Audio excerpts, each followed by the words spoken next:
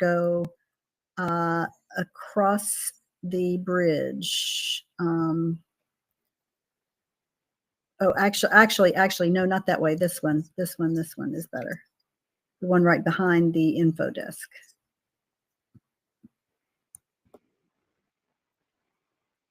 Right here. Just go over that, and then you should see everyone. And there is a private voice zone around the audience, around the auditorium. Keep that in mind. So if you stay outside it, you can't hear people inside it. Oh, got it. Thanks, Karen. Sure. Hey, Karen, do you have your megaphone on? Oh, I do. I'm sorry. I'll turn it off.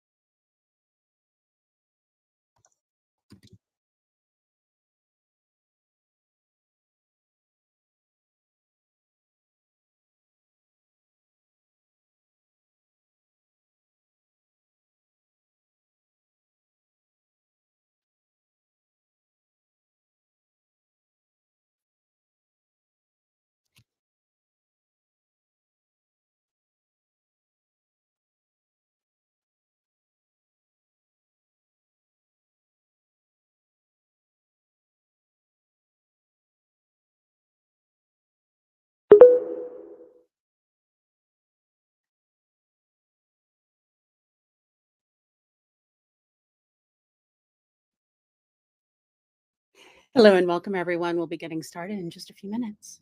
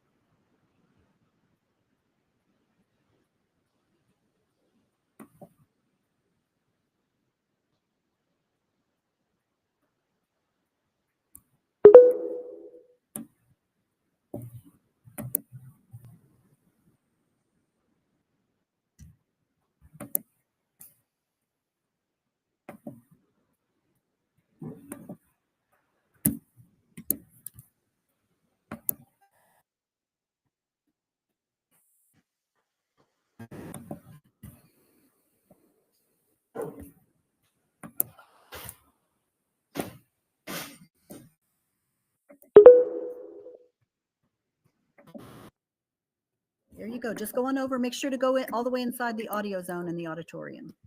Okay. All right. And who else is here? Hi, Steve. Welcome. Hello.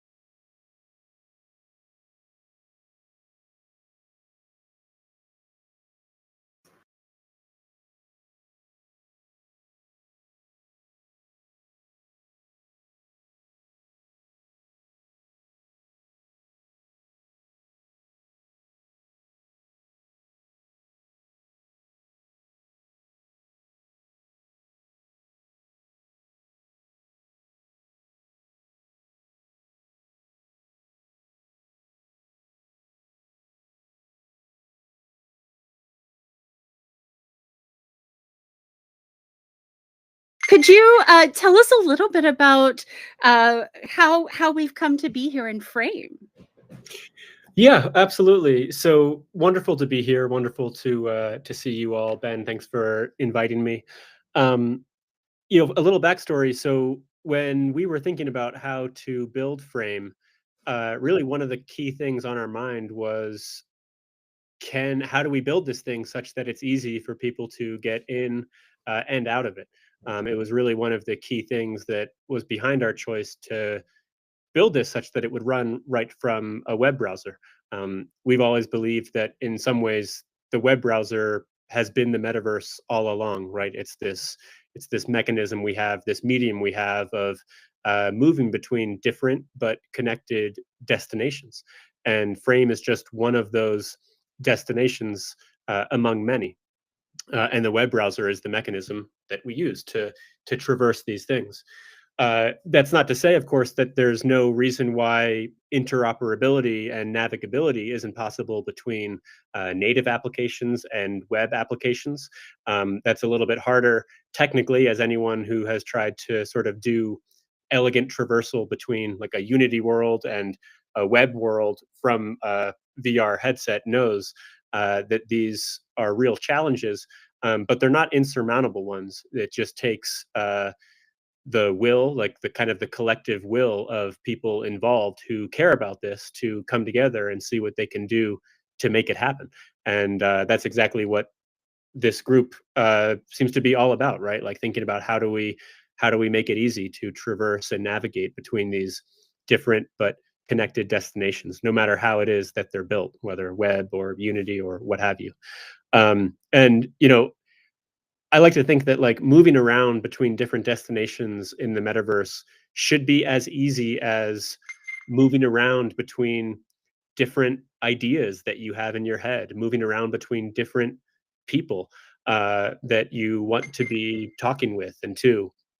And we're certainly not like that dream is not fully realized in any way. We have tons of work to do on the Frame side, even just to do make navigation easier from frame to frame.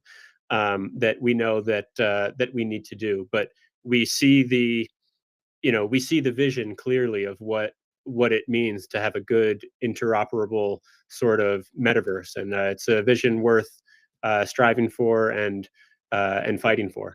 Um, so yeah, I know that we're I think often like feedback comes out of these meetings around like things that we could do better, certainly on our side. And I know we're not always quick to jump on those, just the way that things work in the priority shuffle. But don't be shy about making your case for why if we build X, then it would make this kind of traversal or navigability easier. Um, anyway, the headline is, "It's wonderful to be here. I'm so glad that you chose Frame as the place to have this meeting." And yeah, in any of your crawls where you're going in and out of Frame, I think that's fantastic, and do let us know how we can try to make that easier. I know that Ben has a request in around making it so that links can be activated by motion and like colliders. So rather than having to click on an asset to trigger like a frame link or an external web link, making it so you can just sort of like bump into one or use a proximity detector. And that is something we have our heads in right now. Okay, I see that someone has a question. Is that question for me? If so, fire away. Go ahead and put it in the chat if you have Okay. questions, and we can keep those questions flowing in the chat. Sounds good. And Ben, would you like to say something about your experience here and why you brought the Academy to Frame? Well, first of all, I just want to say thank you to Gabe. We've actually had this Frame Pro account for some time, and this is not only the first major event we've done in Frame, this is the first full-on metaverse-only event where we're hosting everybody in here. Previously, they've been some form of video call or in-person event, or we've done, of course, the portal crawls were in the metaverse, but they had a video and a Zoom backend. This is 100% live in the metaverse, in Frame, and we're really appreciative that we have this account to be able to invite up to 300 people into this instance, which is incredible. And we're the only video here is going out to YouTube Live and being recorded. So thank you so much, Gabe. Cool, no problem. So Ben, thank you for making all of this possible, and we're going to bring you back in a little bit later to share more of the programming of the Academy.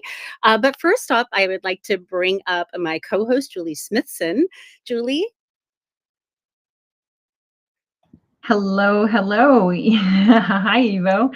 I think I can see your face over here. I'm going to turn around. I'm trying to watch the slides and everything too, just to make sure I'm I'm staying on track with everything we're doing. We've certainly been on a journey of discovery, not just with our team, but with the community itself. And none of this can be done without all of us trying to discover this together. And we all have such a, a streamlined vision of where we want, what kind of metaverses do we want to live in, and transact with. What do we want to collaborate, and how do we want to do this? And it's been fascinating being a part of this community, not only being in these leading conversations, but also doing some sense making about what we've discovered. And after we had Davos in October of 2021, so that's coming up 4 years already, we decided we need to keep discovering this. And what are we going to start talking about? And just a quick summary, the next one we had was December 9th, 2021, and the conversations around digital twins, portals, avatars, the coding itself, and all of the governance that was being discussed around it, including standards of the interoperability. Those conversations really kicked in. And we were talking about marketplaces, we were talking about mental agency, and how humans were going to start to interact with this technology. And in looking at the dates, we were super involved, because then on January 13th, we had another one. And we started to, we brought in, some really great speakers that, continued the conversation around ethics and the UX design, and, what the standards and questions that we all had. So there's a lot of history in what we've been doing, and being a part of these summit series has allowed us to keep going on these questions, keep asking. And of course, our big mission is for having all of these platforms become interoperable within themselves, to give us, the user, a more powerful and impactful experience. So I think we've got some more slides here on, where we've been, where we've come from. We did the MetaTr versal, A Day in the Life with Sophia Mashasha on June 2nd at AWE, and we put on a 3-act, 9-scene stage play with a cast of 17 of us, explaining what a day in the life was going to be with all of this technology. And that was interesting in itself, just with using all the hardware and the communications, but digging into what life was really going to be like.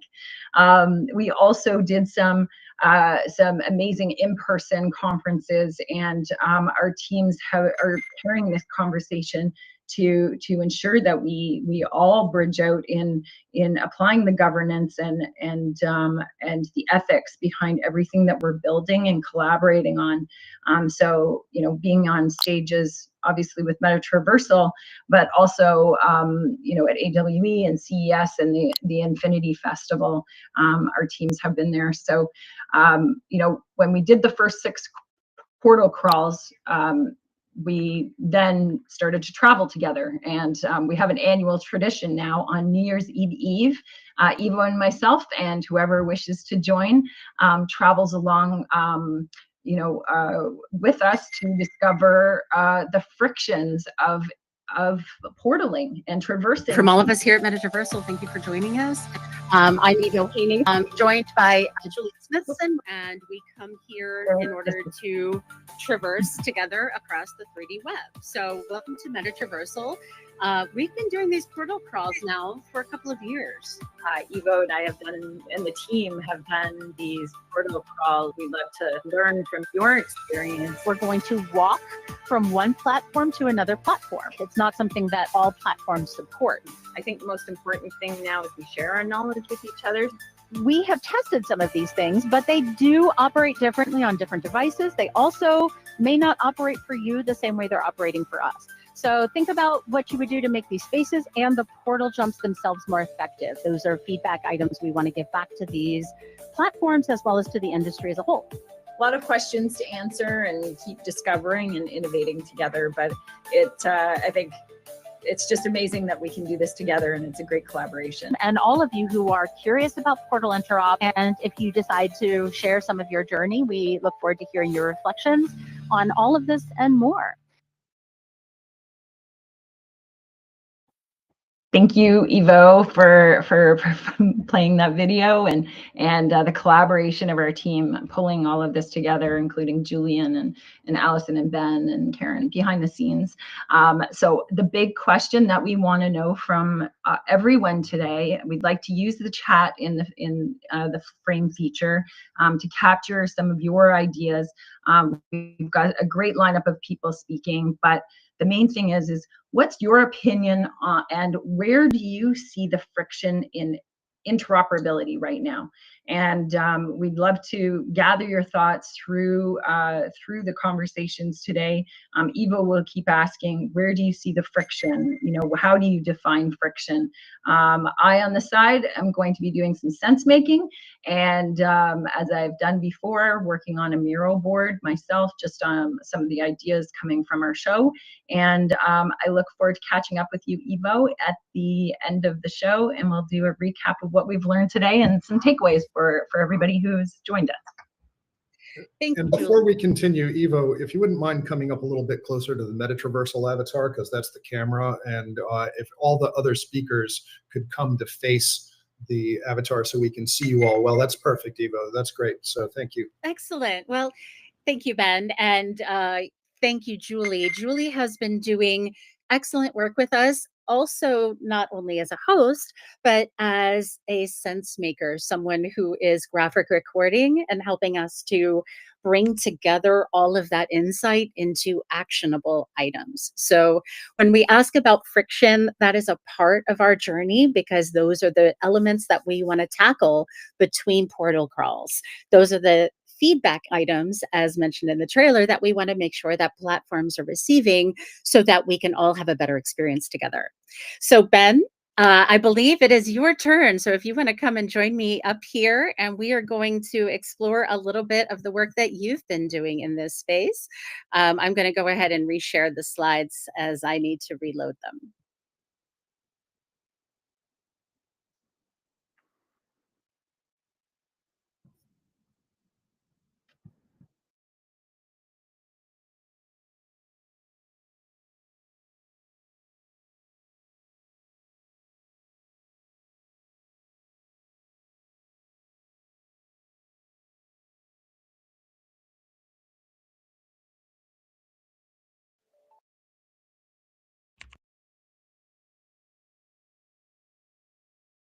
Right, Ben. I'm sorry about that. We have your slides back in. I don't know if you can hear me, but it's all yours.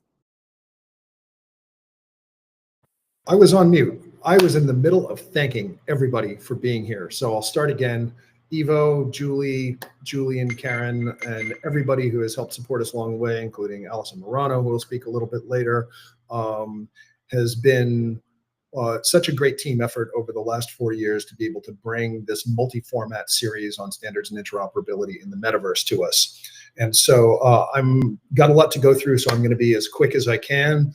But why are we here? Why do we need standards and interoperability in the metaverse? And it really comes down to, this is what people want.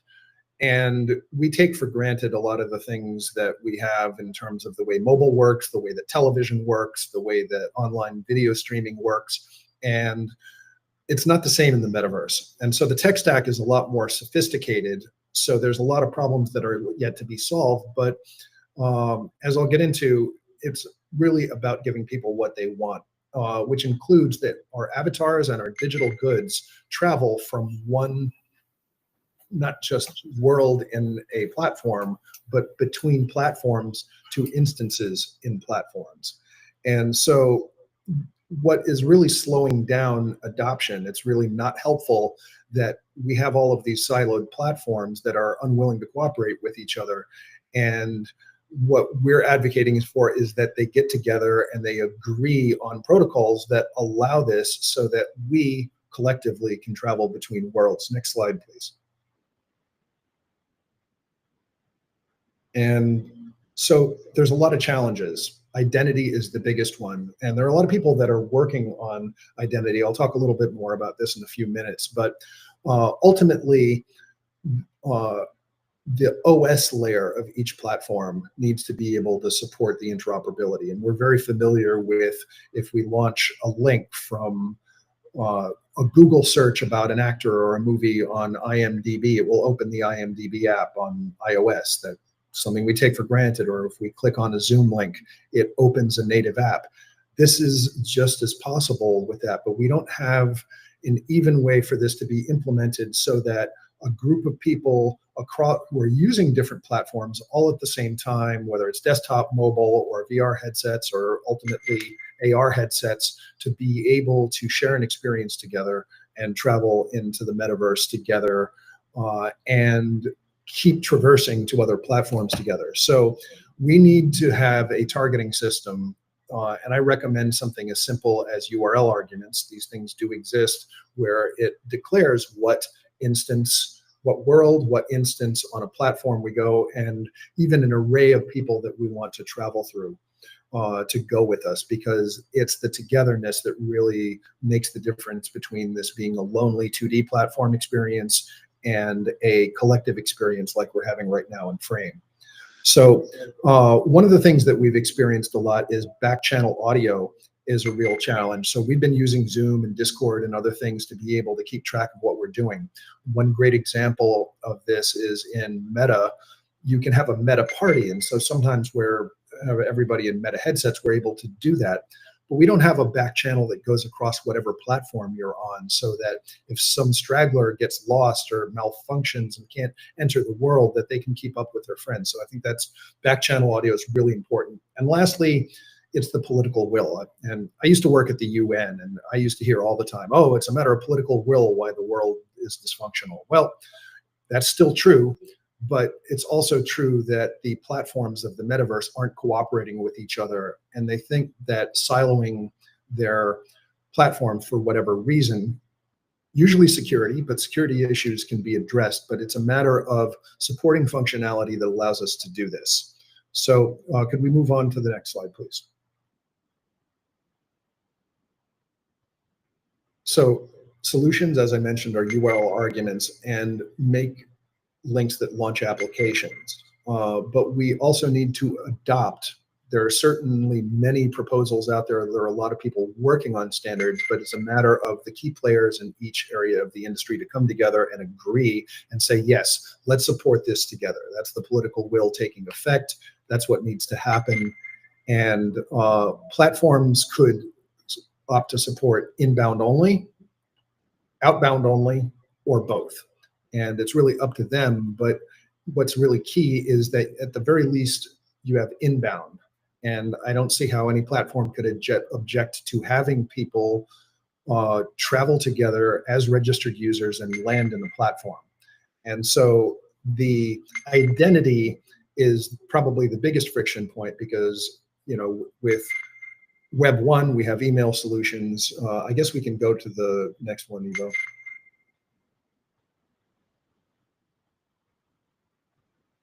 Okay. Could we go to the next one and then back to this one? Because I just started talking about interoperability. So yeah, Web 1 is email and passwords. I got this from Julian, by the way. He explained Web 3 in a way a while back that I haven't heard anybody say before or since. But we have Web 3, or excuse me, Web 2 is your usual provider: Google, Meta, Amazon, Apple, Microsoft, all of those logins that you just have one user and password and you can traverse across that. That actually can be supported in the metaverse, but that has its own friction when it comes to going across all the different platforms. But there are standards that are being worked on called DIDs, or decentralized identifiers and verifiable credentials. And OIDC4VP. If you want to learn more about this, please join Metaverse Standards Forum, who are doing this. So Ivo, could you roll back to the previous slide, please? So 4 years ago, we had a case study called, where Chris Madsen appeared with Ryan Engel from Golf Plus, and they made it so that not only could they traverse from Engage to a golf game, but actually land on the same green with the same people. And it's easy to link WebXR platforms, but it's not uniformly implemented in how that's going on. So I think that it would be great if WebXR platforms came together and had some sort of baseline standard for interoperability on how links function and that traversal aspect.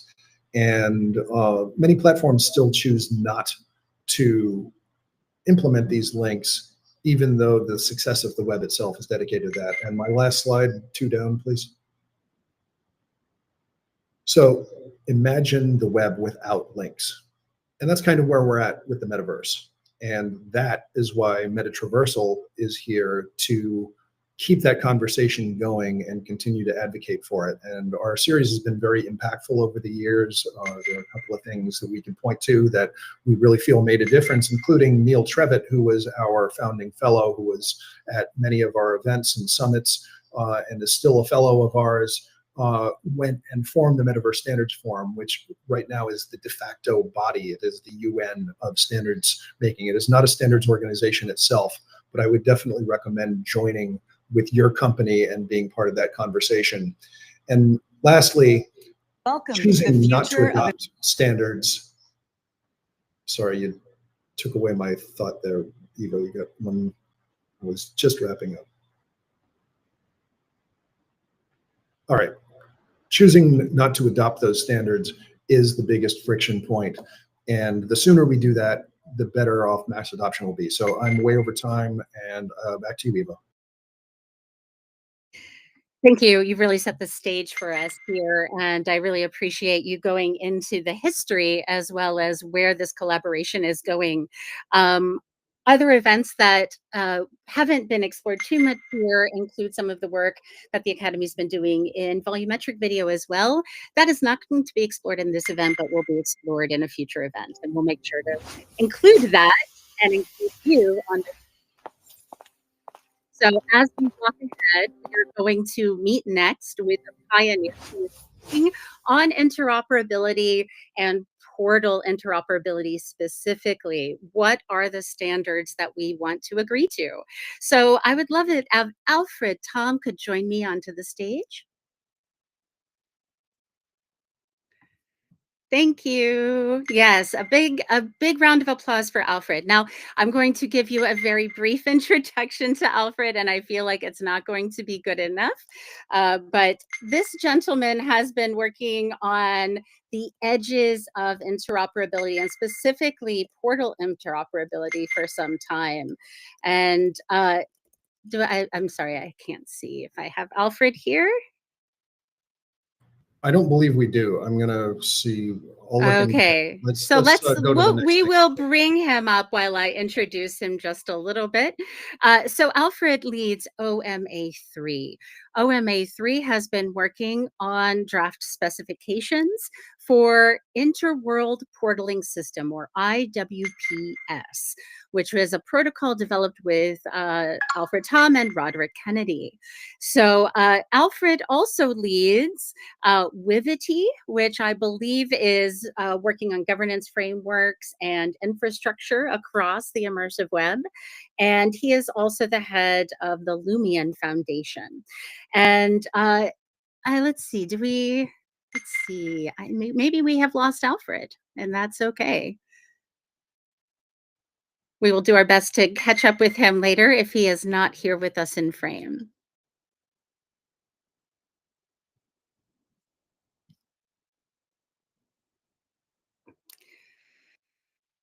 I don't see him here, but bump yeah, Alfred down the list until it's time. we will. Yeah. Okay. So, as we do, we keep on moving. So we will we'll include Alfred as he's available, but from a standards and interoperability of those portals specifically, that is where Alfred's work is focused at the Metaverse Standards Forum. So if these are topics from a standards point of view that you are interested in getting involved in, I believe there are a number of working groups, including portal interoperability at Metaverse Standards Forum. So I will encourage you to spend some time on the MSF website. If you're not already a member, you may want to be a member, and we would love for your participation on some of these aspects of interoperability. All right, and I think, oh, I see Alfred is in. Yes, I'm here. You are here, fantastic. I'm gonna go back to your slides right now. Excellent. We are going to bring your slides back up, and thank you. Welcome. All right. Thank you. Alfred, could you come up and stand next to Evo? That's where the camera is. Okay. Fantastic. Get rid of this. And Alfred, we just have the slide about the IWPS actors up right now, and we'll explore just a little bit of your work. Obviously, we're not going to have time to go into detail today, but I would encourage you to dive deep into the work at OMA3. Sure. You stand to the side of Evo and face the MetaTr versal avatar. MetaTr versal avatar. Okay, there you go. Is that right? Perfect. The Evo's blocking your webcam. Evo, could you scooch to the right, please?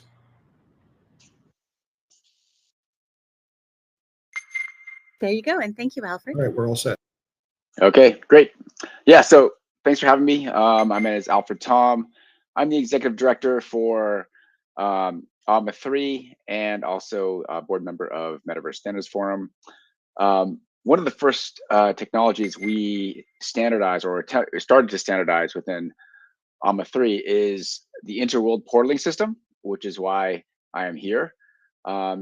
It was a kind of a labor of love of few of the members, and I worked with Roderick Kennedy, one of the members, and the chairman of our technical working group to build the standard. And we utilize what was called a two-phase protocol that allows you to have an avatar in a virtual world, walk through a portal somewhere, and then end up in another world, you know, with your same avatar skin, your items, and whatnot. So this slide here is a diagram of all the different quote actors in the protocol. And when I say actors, it's mainly different components of the system. So on the left, you have the source. That's the virtual world that the avatar is currently in.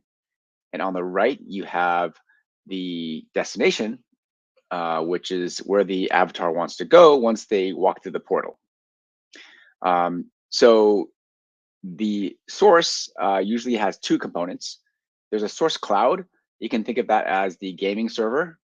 And there's a source client, which you can think of as either the web browser or a downloadable application to your PC or your phone. And the same goes for the destination cloud, the destination world or the service. And do worlds have to have both of them? Not necessarily, but usually these worlds have at least some sort of cloud, whether it be a blockchain or a centralized server, and they have some client. So that's basically the actors. If you go to the other slide, that shows you the different parameters that the protocol passes back and forth. You know, what we view IWPS as a launcher. So it basically allows one application to launch another application. And I know what you're thinking. You're thinking, oh, doesn't HTTPS and hyperlinks do that? Or doesn't deep linking in an operating system do that? Yes, they do to an extent. But what's unique about our system is that you're able to launch an application on a completely different device using our IWPS. So you can be on your phone or you can be on your PC. You walk through a portal, and then you could get a message in your MetaQuest headset that says, okay, put on the headset in order to enter the world that you want to go to. So that's what the protocol supports. So I don't want to get too detailed about the parameters, so you can go to the next slide. No, slide before that, I think. Yes. So this kind of shows a potential privacy solution that we've developed. Basically, when you are traversing worlds, there is the risk that a centralized logging system could track where you're going. And so we introduced this. Go ahead. Yeah. We have this concept of a user agent that acts as the go-between between a world and a user, and that allows the user to control the user agent, but obfuscate identity information from the different worlds. So that's what this slide shows.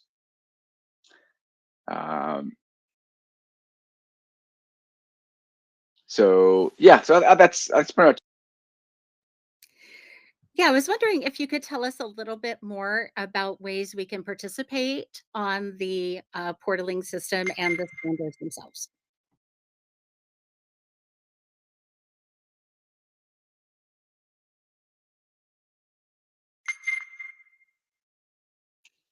So sorry, are you saying participating in Yeah, designing the system? how can, from a standards perspective, how can other people here participate in this process, whether at Metaverse Standards Forum or with you at OMA3? Right. So this standard is being developed at OMA3. You can join OMA3 to participate.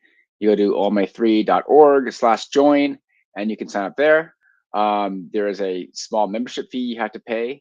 If you don't want to pay the membership fee, you can become a member of Metaverse Standards Forum, sign and join there for free, and then sign the OMA3 participation agreement, and you can join the conversations and the design work for free.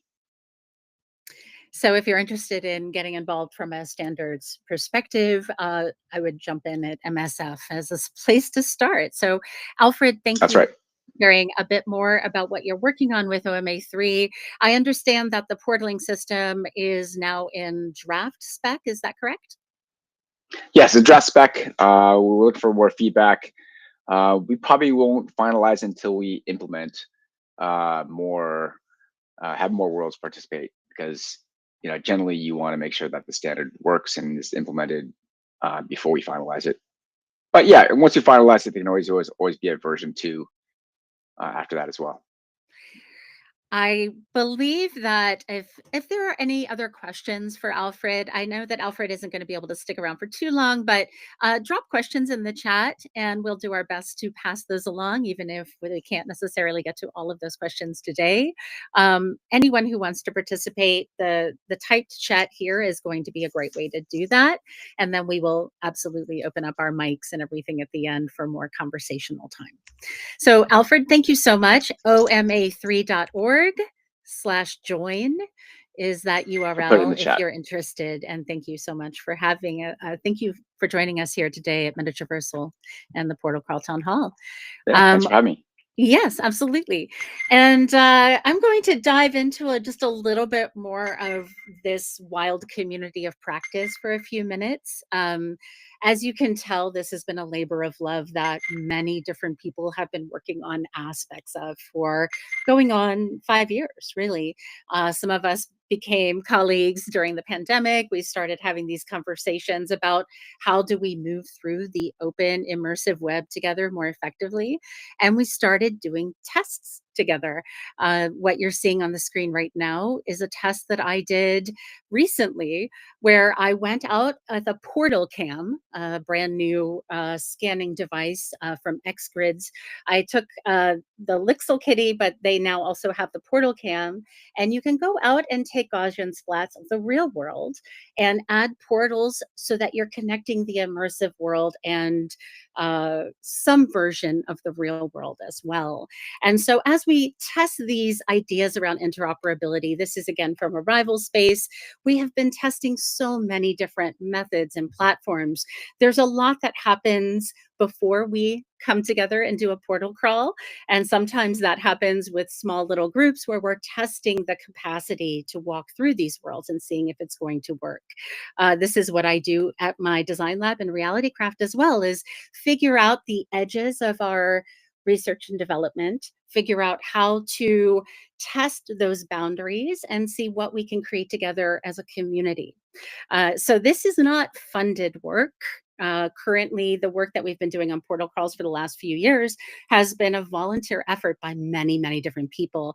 As you can see, this is from the Virtual Worlds Museum exhibit, and you're going to hear a little bit about that later from Julian as well. Many of us coming from many different disciplines have brought this work together, and it takes a lot of time to do the R&D, not just from a human perspective, but as you're hearing, agents also play a role in that. If you have walked around here in Frame today, you may have seen a couple of our agent avatars, and you can have a conversation with them after this. If you're interested in the kinds of explorations we're testing in terms of agentic R&D, I'm happy to answer those questions. And also feel free to talk to Karen Alexander as well after this, as she's been testing agentic R&D. Many of you are also thinking about the roles of agents to be our emissaries, to serve as our passport between worlds, perhaps, or also to serve in roles such as UX testing. We are currently trying all of those mechanisms, so I will hope that you'll let us know what's working for you. Go ahead and have a conversation with the agents such as Bex or Eddy Immersive. Many of them are to be found in this space here in Frame. So we do this work in part to create more seamless digital experiences, but also to create something larger, which is an immersive web that works for people, that provides for safe and secure environments, because not all environments are appropriate for all ages. And we want to think about what are the mechanisms by which portaling needs to work. For example, in our last portal crawl, we tested going into Roblox.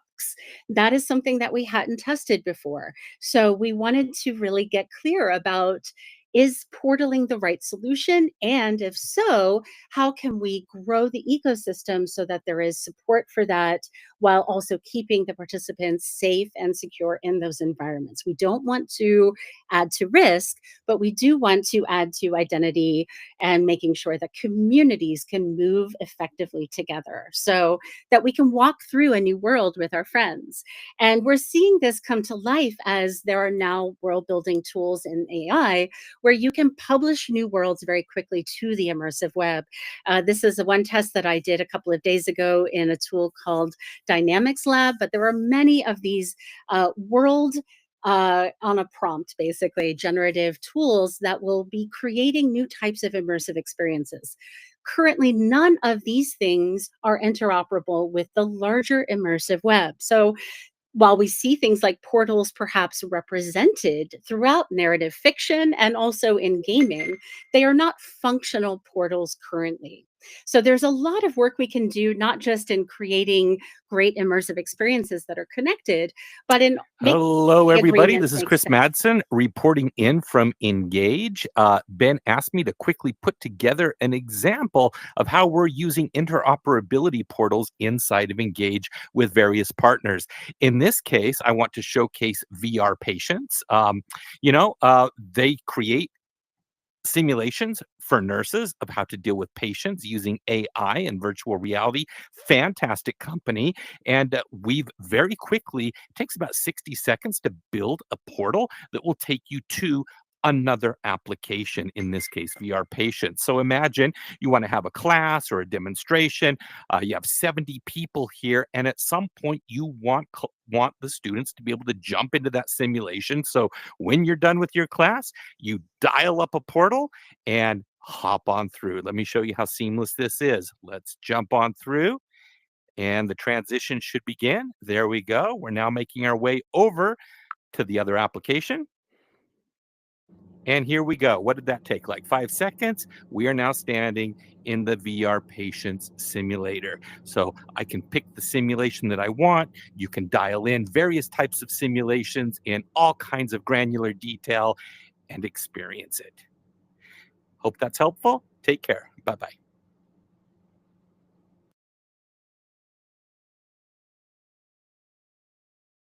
We're going to be exploring a lot of different R&D from many different creators, platforms, technical leaders, as well as producers and artists today. So thank you for that message from Chris Madsen at Engage.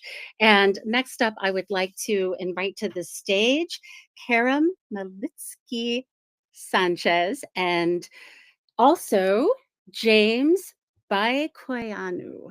I am so sorry, gentlemen. I am terrible at pronunciations today, but James and Karam, we hope that you can join us here at the stage. And thank you for being a part of our community. I look forward to hearing more about how your portals have come to life.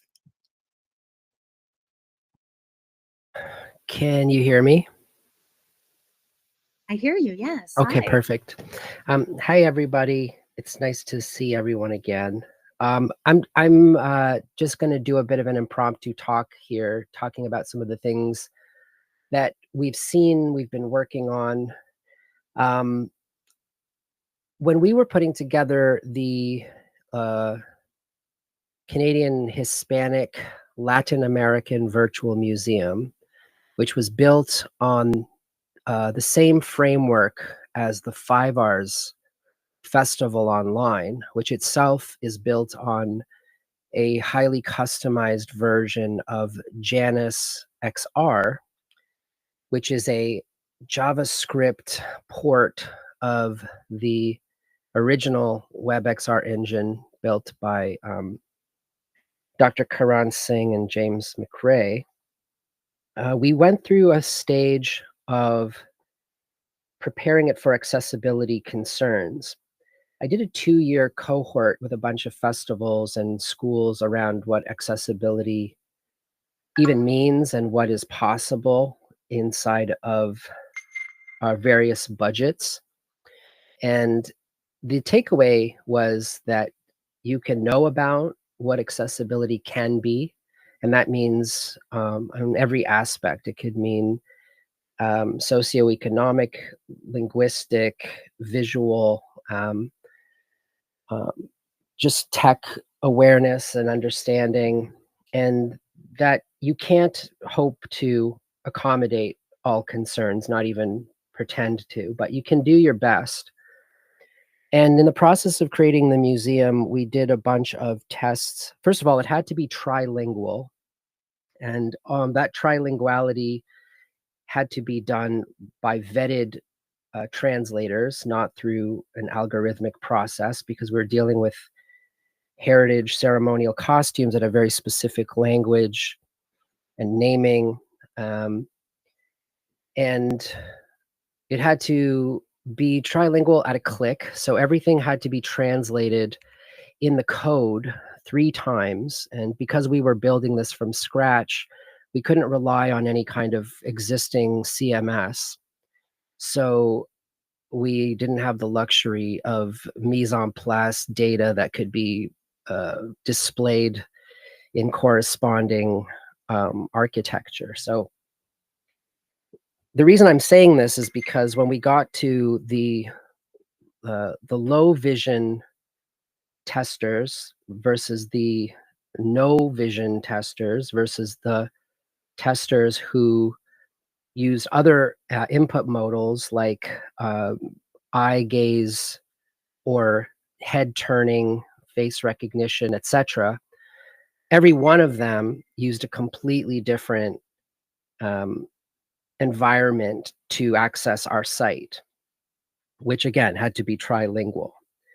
The site also had to, in order to be funded by the government of Canada, remove the friction and barriers to entry of the socioeconomic concerns, because they're not going to invest in VR for the elite. So we had to make it reverse compatible all the way back to a Samsung S7. Anyway, when we got to the people without vision who use screen readers, we found that they didn't use a off-the-shelf solution for screen reading. Instead, they had cobbled together their favorite bits of different software to make it work for them. And that's also when we found out that the metadata in our site was pretty much backwards for the way that they would hear or encounter the UI and the user journey through the software. So we had to completely recode it so that it did work correctly and made sense, that the home button was where it should be. Hey, James, nice to see you. Hey, Karen. Sorry. No worries. Glad that you could make it. So you remember this this moment of epiphany, and that the buttons of the UI had to be swapped around. And I'll let you speak on this in a minute, because I think you found some interesting stuff about how we had to wire it up.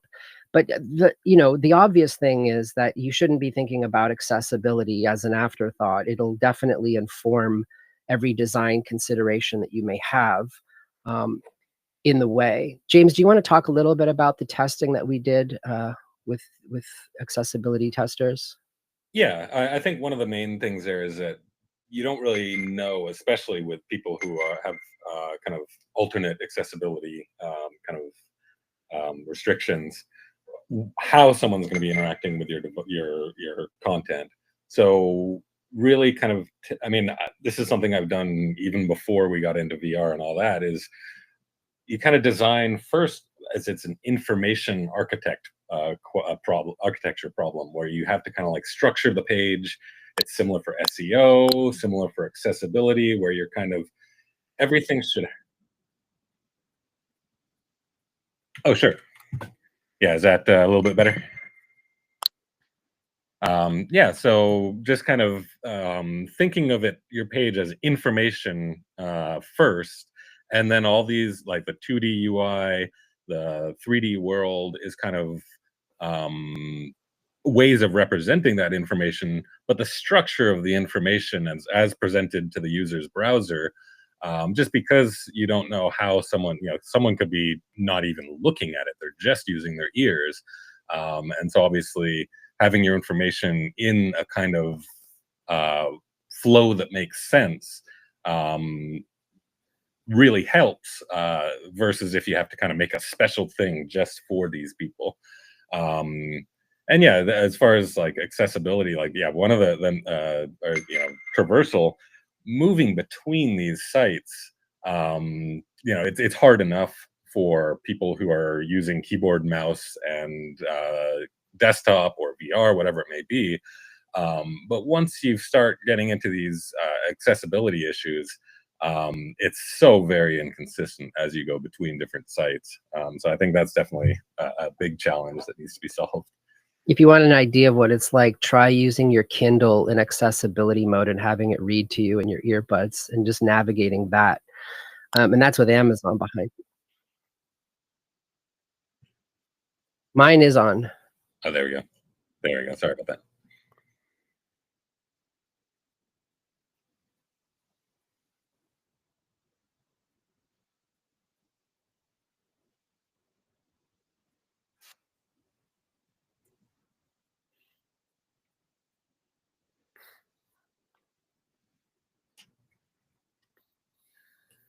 Yes, well, and I want to encourage everyone here to go ahead and use the chat if you have specific questions. I think you've made some fantastic points about information architecture and starting from your accessibility requirements. So every community has different requirements, and really starting from that place of design for the people that you want in your community.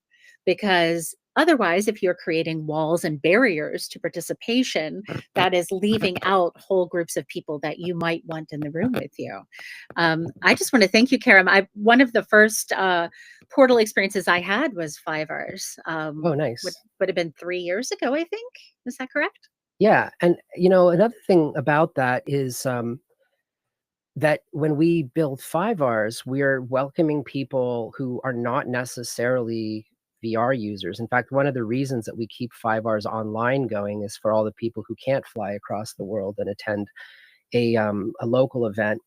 And they may be using anything from Google Cardboard to Magic Window on an old Android device. And yet we also want to honor the work of the filmmakers who are sending us stuff in 12K stereoscopic that has to be transcoded and then made to work without buffer, a real-time playback for any one of those people. So James has been doing a yeoman's work in bashing away at this 16-page tag that he shoves into FFmpeg to get these transcodes to work properly. James, do you want to talk a little bit about some of the ideas behind how to get video to play back so smoothly in a browser with VR? Yeah, I mean, it's luckily a lot of the hard work has been done by the FFmpeg project and Chrome and all that.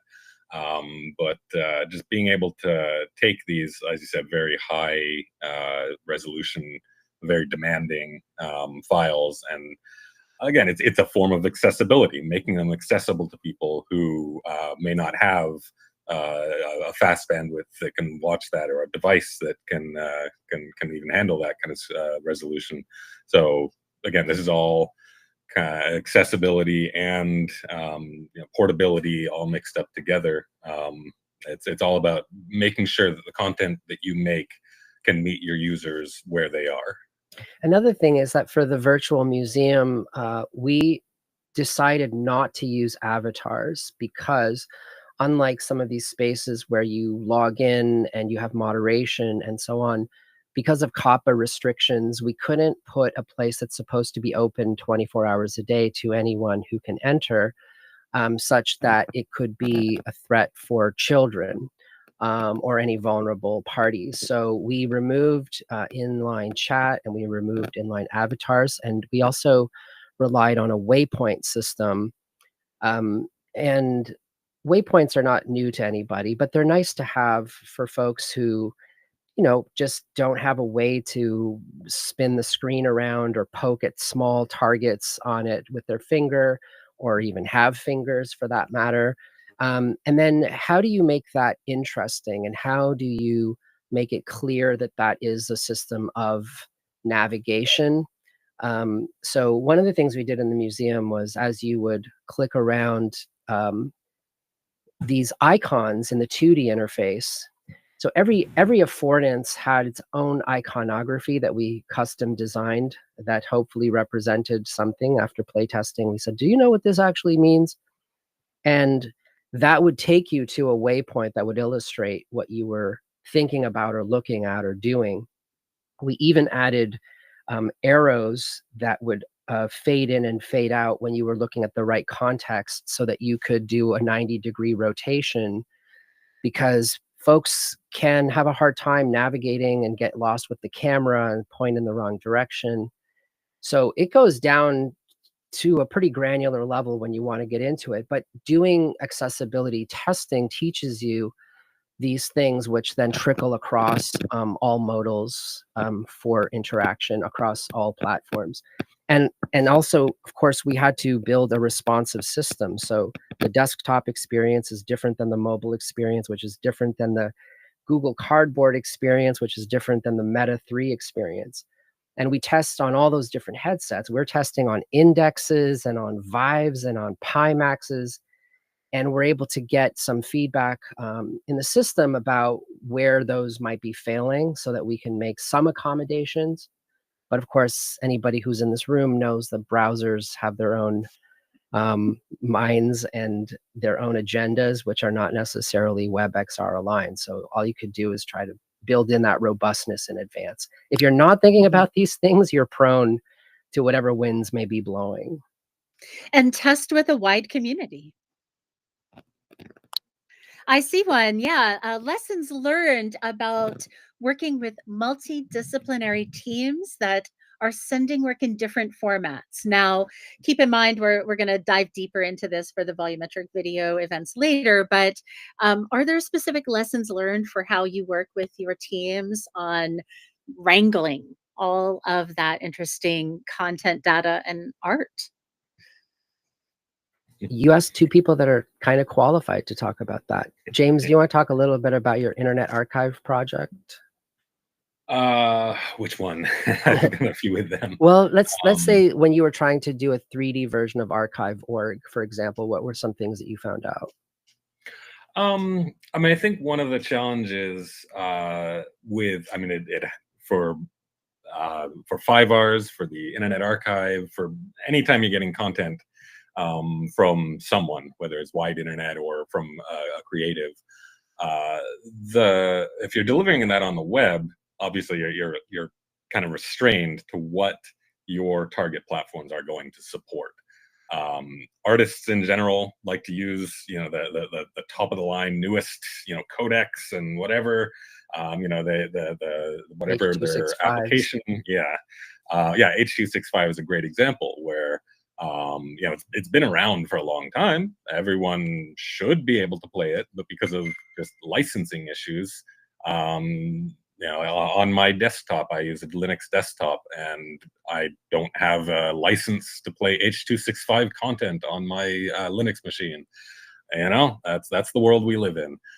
So because of just things like that, anytime you get some content from whatever source, there's often a period where you have to not just convert it into the right format that the browsers will use, but make it, you may have to do some optimization. Many of these videos are, 20 gigs or more. And painfully, yeah. Even like for us pulling it into AWS and working with it there, it's painful. And then delivering it to 100 users, and some of them are on 3G. I think we had some visitors from like Saharan Africa and things like that, and they could get away with 720p or 1080p, but definitely not the 8K or 12Ks. So, and you've mentioned something very important that we will continually come back to. I'm sure some of our other creators have some experience with the pains of optimizing for each individual output or distribution outlet, and that is creative time that is never regained. And it feels like you're pouring it out into a hole that you're never going to get that attention or energy back.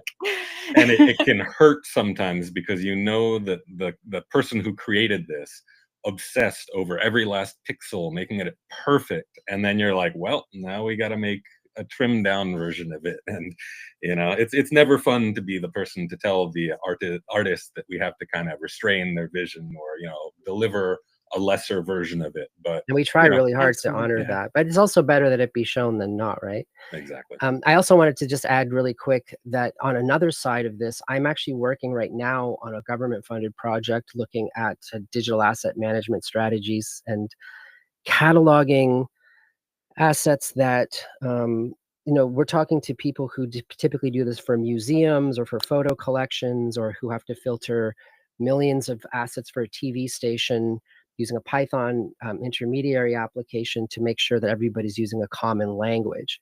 Yes. And yeah, we do have to move on.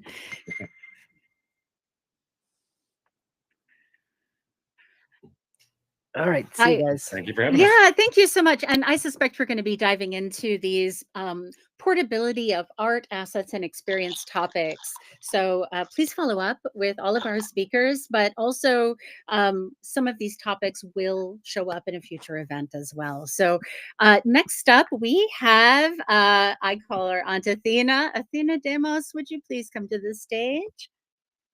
Athena is someone I have known pretty much longer than anyone else here as a leader in creative communities. It's great to see you, Athena. Go ahead and turn so that the camera is going to see you. You want to face MetaTr versal. I have to figure out how to do that. Yeah, it might be an arrow, depending on which, again. Nope, none of these arrows are doing that. Oh, no.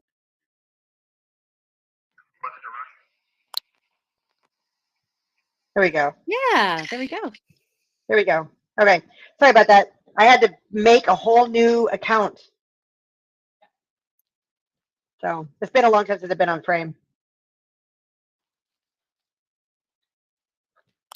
Well, okay. Hi, everyone. I'm Athena Demos, and I am here to talk to you about BurnerSphere. BurnerSphere is a new app that we just launched. It went live on the Meta and the Steam store on July 22nd. And it was just a coincidence that both stores accepted us on the same day within 10 minutes of each other. And it is an immersive documentary experience about Burning Man, about the communities that make up Burning Man, which is a ever-growing amount of content. We just got back from Burning Man after filming for 10 days through the extreme weather. And now we're going through all that content. So what we do is film in immersive formats, 360, 180, 144, some of it stereo, some of it 2D. We also did splatting this year. We scan with drones and an X-Grid camera. And the X-Grid translate directly into Gaussian splats. So now we're going to get those into our VR worlds as well. And as you explore the content with people, it is social. You will come upon a piece of art, the model. There'll be a blue circle on the ground. When you step in that circle, you'll be immersed in a moment in time that actually happened at Burning Man at that piece. Maybe the artist is talking to you. Maybe we have a separate documentary pod. Most of the documentaries are anywhere between 8 to 10 minutes, but there's a lot of them. Right now, we have close to 15 hours of explorable content, and we're constantly adding more to it. We are newly out, and we are not completely interoperable because we are membership based. So you have to set up an account and acquire a membership in order to explore all the content. We do have a section that's available for guests. It's 10 worlds. But then we have 22 other worlds that are available for campmates. And that's what we call our members. You pay your camp dues, and that helps cover the server costs. And then every other week, starting on the 17th, we'll have a new world coming out.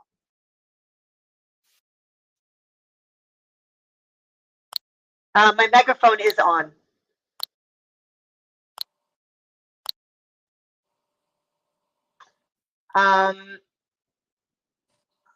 So, yes, megaphone is turned on. So we'll have an ever expanding and growing amount of content that comes out every other week.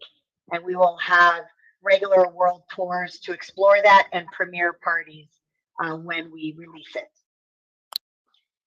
And that's basically Burnersphere. That's exciting. As someone who loves part of this community, I was a part of the art team out there in the desert for many years. It's really exciting how you've translated something that feels very ephemeral into something that can be experienced by anyone around the world. It's really a joy to see how BRCVR has grown to become Burnersphere and such a beautiful storytelling experience. Thank you. Yeah. Ben, you had a question? Hi. My question is, with your roadmap for this, one of the things that we talked about earlier before you arrived was the ability to target destinations and instances. And because you have such a rich collection of worlds within Burnersphere, given that it's subscription based and that people obviously would have to be a member to do that, but are you looking to be able to implement APIs that allow people to target those instances and travel together? Do you mean from outside the platform to inside the platform? If they're registered users, they would of course need to be credentialed as they would in any world. But if they're paying members, and to be able to land inside of Burnersphere, or to be everyone that's traveling together would have to have an account. Not necessarily be a member, because we have 10 worlds that are open to guests. So you have to, at the very least, have an account within our database in order to pop into the world. That allows you to friend other people, to go to them. So if they're in some other world and you come on the platform, you can see that they're there and you can go directly to them. So in order for any of that to work, you have to at least set up an account. So if you have a group of people that want to API into the platform and there's one person that doesn't have an account, all of them won't be able to make it. That makes sense. And that's much like what we've seen in other portal crawls, where you need to have an account ahead of time or you're going to get stuck in the portal. Yeah. Okay. So that makes a lot of sense. And you've come a long way in terms of interoperability. So I just want to give thanks to you and your team. I know that they've worked really hard, including some of our other collaborators. Thank you for all of that work. Sure. And also for community. Yeah. Well, I mean, we're built on Unity. So it is a Unity-based platform. We do use Google OAuth and Apple OAuth. So, or you can use an email and a password if you don't want to use your OAuth. So we do have things that would make us interoperable, but you still have to have that account. But if everybody has the account, there's no reason why we couldn't work with our dev team to put some sort of portal into the gate or into Center Camp that allows for that. But since everybody has to set up an account anyway, but since most of the playa crawls are going to happen within the platform, you might as well just all meet at Center Camp and then go on the playa crawl together, which I'm happy to give this entire group a tour. It is wicked fun. Thank you so much, Athena. And I hope more people will jump in. I'm looking forward to jumping back in as well. And it's pretty easy to sign up and take a tour, even if you can't necessarily become a full campmate. It's worth the trip. Yeah, thank you so much for sharing, Athena. And all of us are on our own roadmaps when it comes to interoperability. So thank you for being transparent about where you're at. It's always helpful. I don't know if we still have Matt Cool with us, but if he is here, if we could bring him to the stage. And if not, we should probably move forward as we have just a few more speakers left. Matt, are you here or did we lose you? I think we may have lost Matt. All right. Well, we will come. Yeah, we may come back to Matt soon. Some of you know Matt and his work on the Mozilla team. I was a part of the XR Studio back in 2018 and got to be one of the first sort of early Mozilla Hubs testers. Obviously, Mozilla's been testing in this space for a very long time. And so some of the very first experiments were happening under Matt's dusk or sort of in his domain.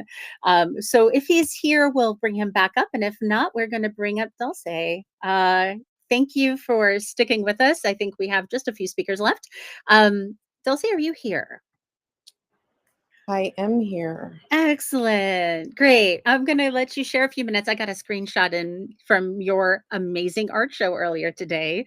Congrats on that experience. Thank you. Oh,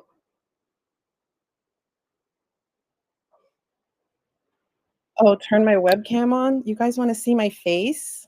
Hold on a second. Let me Well, do really want to, but we'd always love seeing your face. that. Okay. Okay. I don't look that great, so excuse me. Can you guys see my webcam? Thanks. Okay, so did you have questions for me, or did you just want me to talk about what I'm working on currently? I would love for you to share just a little bit about the art experience that I got to experience this morning, and also what you're working on from an R&D perspective related to this interoperability topics. Okay, so this morning I was included in on the XR Women's Museum installation that is being curated by Paige Danzinger. And so she asked me to include some of my avatar work that I've done. So I included my main avatar, Esme, who is the avatar that represents my dulce.com domain. And then I also included a piece of work that I've been working on. Unfortunately, Paige asked me to provide some pieces to her as I was in this spree of creating a ton of WebXR experiences. So I only shared the one that I was working on at the moment, which was a Maze Runner game. And this was all vibe coded with Claude, Gemini, and Chat GTP, or GPT.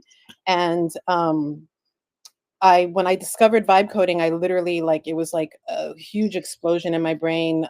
Everything that I've ever visualized and ever wanted to do on the web, I am now capable of doing all by myself.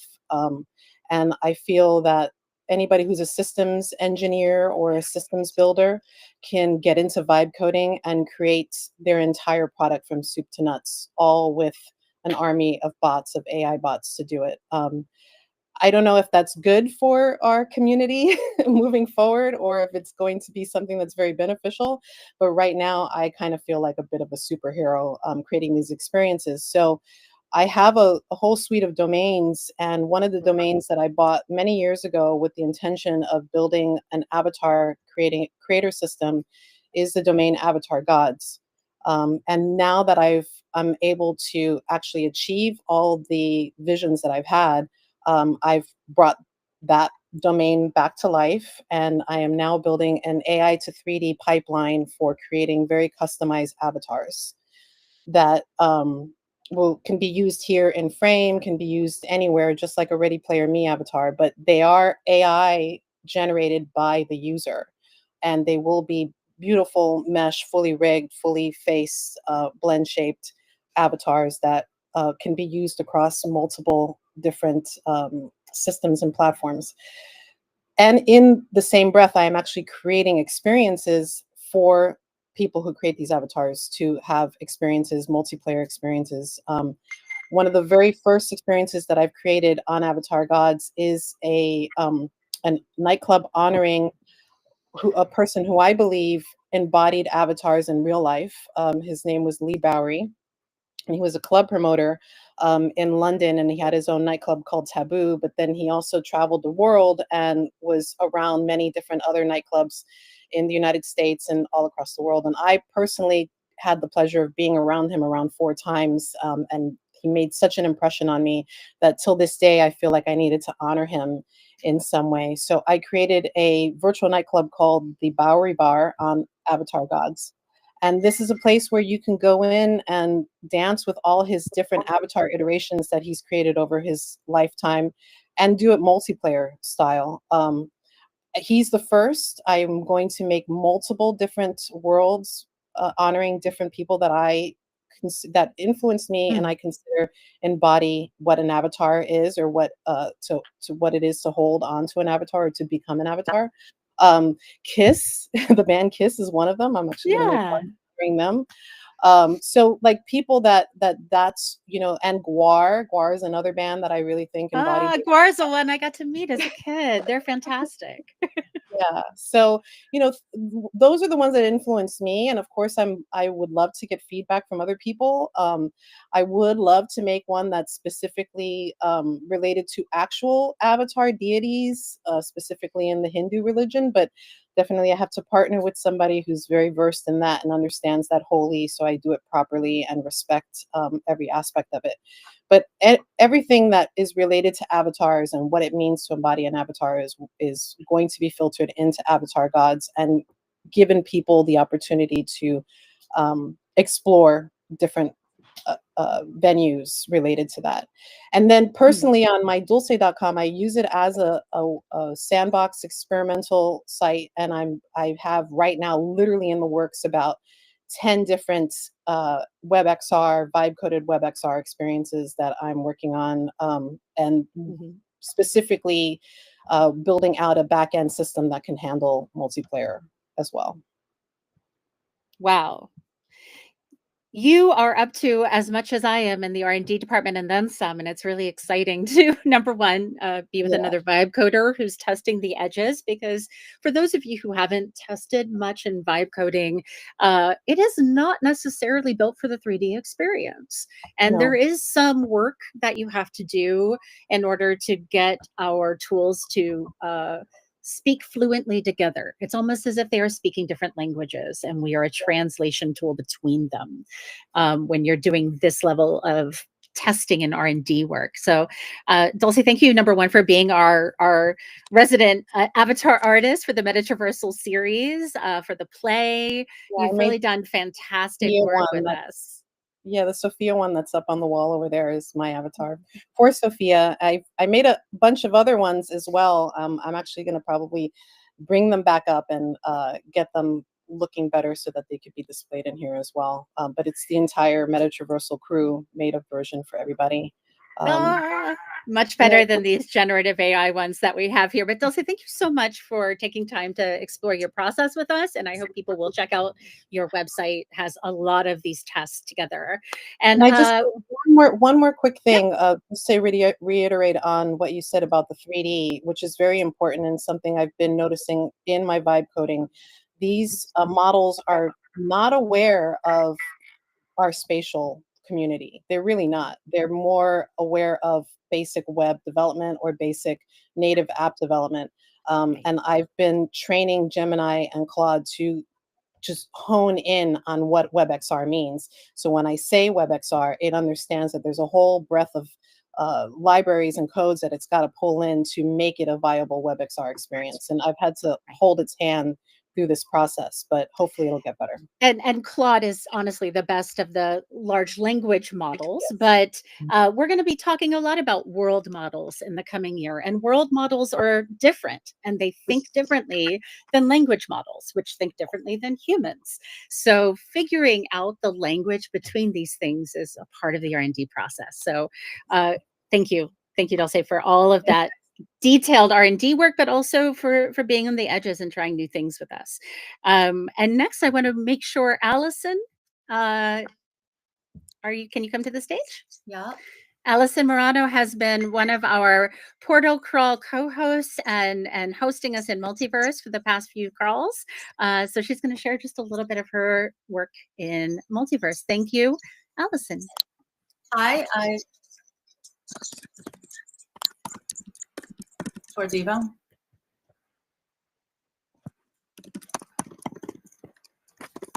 Is my webcam on?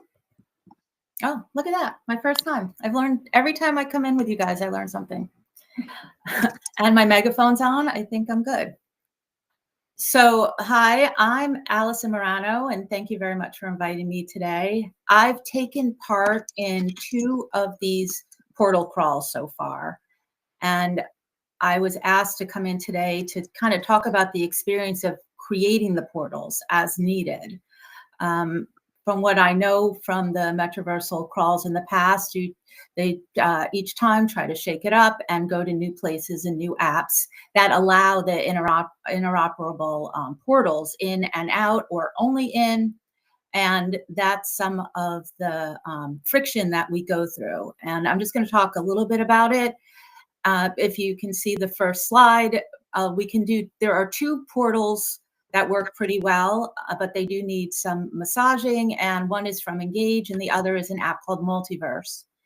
Horizon allows you to go in, doesn't let you out, but Engage is pretty good getting in and getting out, and Multiverse is pretty good about getting in and getting out, and there are a couple of other apps out there that let you do that. Part of the other friction is that even though they offer these interoperable ways to do things, they each have their own way of programming the portal itself. And that is something that I'm hoping more apps will just start offering, but we also have to figure out, I know we were talking about the standards before, and one of the standards that works pretty well are something called deep links. So several, Engage and Multiverse and Horizon and Roblox, they do offer deep links, which are Web 2 links essentially. And you can use those either on your Web 2 flat browser, or you can use them in VR. And if you jump through a portal that's been made in one of the apps that allow you to portal out, it will open up the actual VR headset app versus only looking at it on a browser. Occasionally, it will bring you to the browser first, especially if you're not really logged in, and then you re-click inside the headset and you'll get to the location. Another friction base is that sometimes they will only take you to the app itself, a portal, and not take you to land in the location that you want. And in order for us to go to some of the locations in this last portal crawl, we had to do some figuring out to see first if the app would let you go to a designated location. Rec Room does not allow that at the moment, but we could get into Rec Room. Roblox, we were able to get to the Virtual World Museum directly into their space. And Horizon, you can get directly into the space from Multiverse, but you couldn't get directly into the space from Engage. So these are all just different pieces of the interoperability that, we're hoping the standards keep moving forward, but us continuing to do this helps us inform everybody about what works and what doesn't. There's also a couple of apps that are on the headset that do not let you, they say they're not part of the ecosystem. So you can't get, the Meta ecosystem. So it's tough to get in or get out of them without directly going to their app. Just as a heads up, every single app you see on the Meta website has a numerical string, and that will let you directly port into their app from anywhere that lets you port in without giving you the exact location you want to get to. With that, can we get to the next slide? I'm not sure if we've passed to the next slide yet. Right there. Okay. So there are different types of links. Like I said, you can do a straight HTTPS URL, and on some places, Multiverse calls it doors. You can get directly in using a web URL, but you have to sometimes break it down into a API link, which you can do. We found using the Meta console, it will give us an API address, which is the same essential web address, but it's exchanging the characters from dots and slashes to underscores type of thing. And it goes by the number of underscores to represent a dot or a dash, that kind of a thing.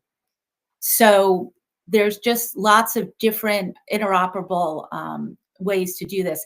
I want to point out one of the reasons I've always liked Multiverse as my first app to do any kind of travel or anything is they were built to be interoperable. So they usually are slightly ahead of the curve in being able to get in and out of their app, because they want it to essentially be a home base where people will seamlessly go back and forth without even having to portal. You'll just walk and you'll be in another app because it'll be a seamless thing.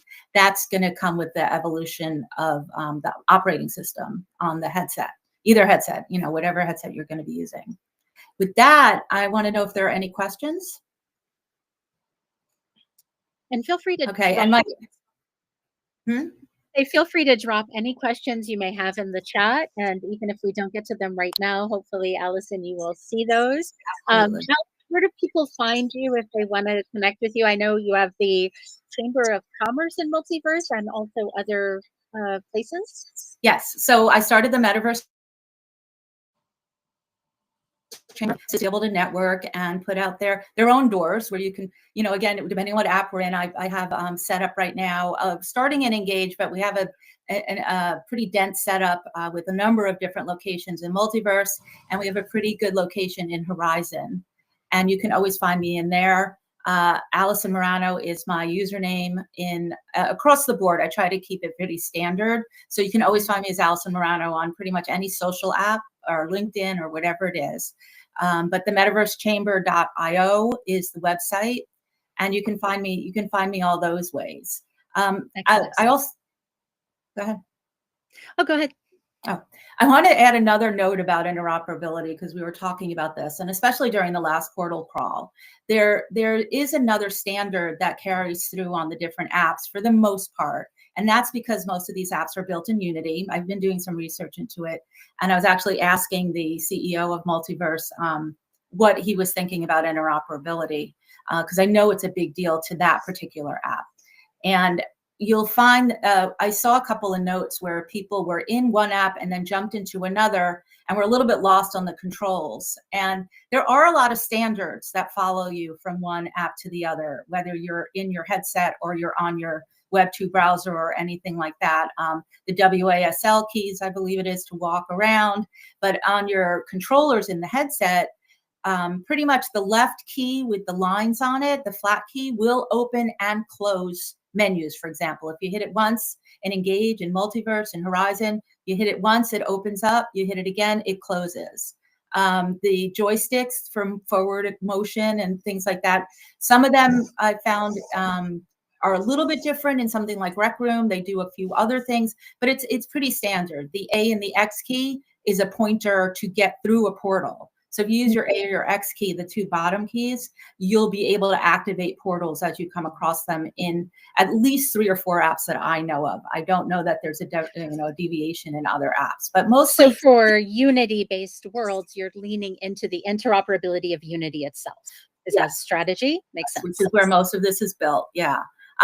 Another shortcut for everybody. A lot of them have inner workings on menus to take photos, which have different uses. So there are apps where taking a photo in world, such as Horizon, allows you to use that photo in world for different things. But if you want to have your photos kept into your Meta account on your mobile app so you can sync it, a lot of people will open the right flat key with the oval on it, opens and closes the Horizon, the Meta camera and the Meta menu.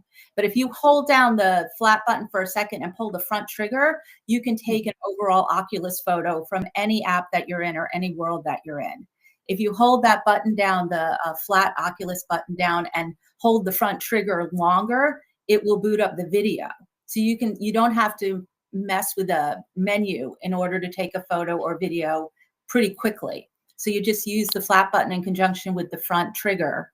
The front trigger also triggers all kinds of things in all kinds of apps. You just point, and it's pretty standard across a lot of apps. So to me, all of this is interoperability, and it's all trying to get through friction and moving us forward. It's also how we document our testing and share it over the course of 5 years now. Video and photos as well, but especially video has become the document of record. So any tips you can always give are beneficial. Great to hear that we have Matt Cool back. I'm going to invite Julian Reyes to come up next, and then I will go back to Matt as well. Oh, sure. Matt, are you able to come up front right now? Sure, yeah. Hi, everybody. Excellent. This is Matt Cool. I'm going to bring up your slide if I can remember where you were in. Yeah, please go ahead and turn it on. All right, let me see here. And I'm going to go back a bunch of slides. So, yeah, 1 second.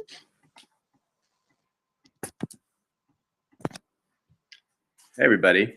Yeah, you know, I don't really have much to offer, to be honest. I just wanted to pop in and see everybody and say hello. And it's great to see all these familiar faces. We have Bai, I saw Rebecca, Inch, and Karim, who a lot of people don't know. Karim was I'm sorry to embarrass you here, but he played a role in the hit series True Blood, 2 episodes, and I want you to look him up on IMDb. It's very impressive.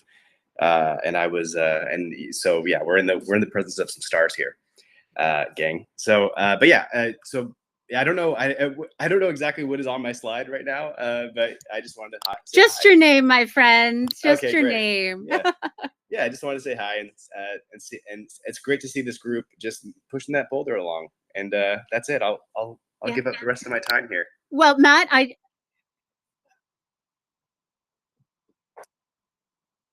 Yeah.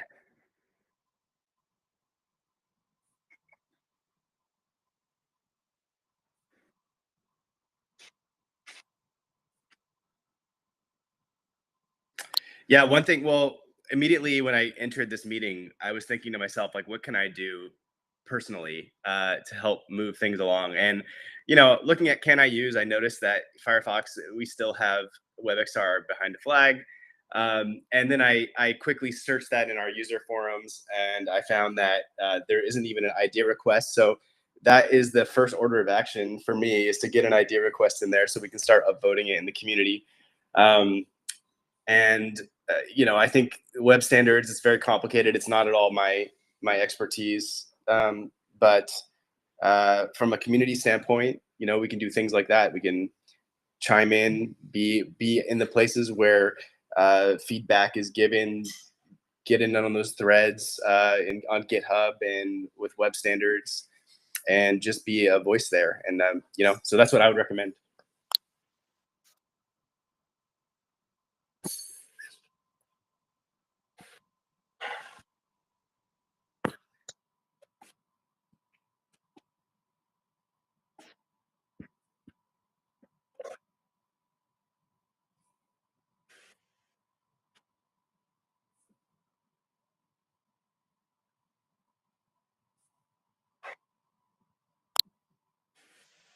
Yeah, and I think, you know, it's Mozilla. I mean, was so I think one of the on the forefront of web we are right in the beginning, and yeah, just unfortunately we've sort of backed away. But you know, I think we can continue. I can continue to be an internal advocate for it on the inside, and you know, just keep trying our best to be a voice there. And you know, especially as Firefox, we're really working hard to improve Firefox and get back market share and all of that. So, and we have a lot of exciting changes coming. So, you know, hopefully WebXR can be part of that future.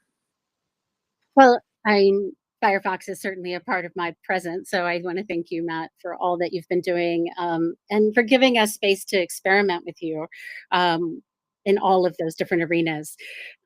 Matt, I hope that people will come to you. I know that you're active on Discord and other communities. So if you have questions about how to collaborate or test in Firefox, Matt is a really good resource for you.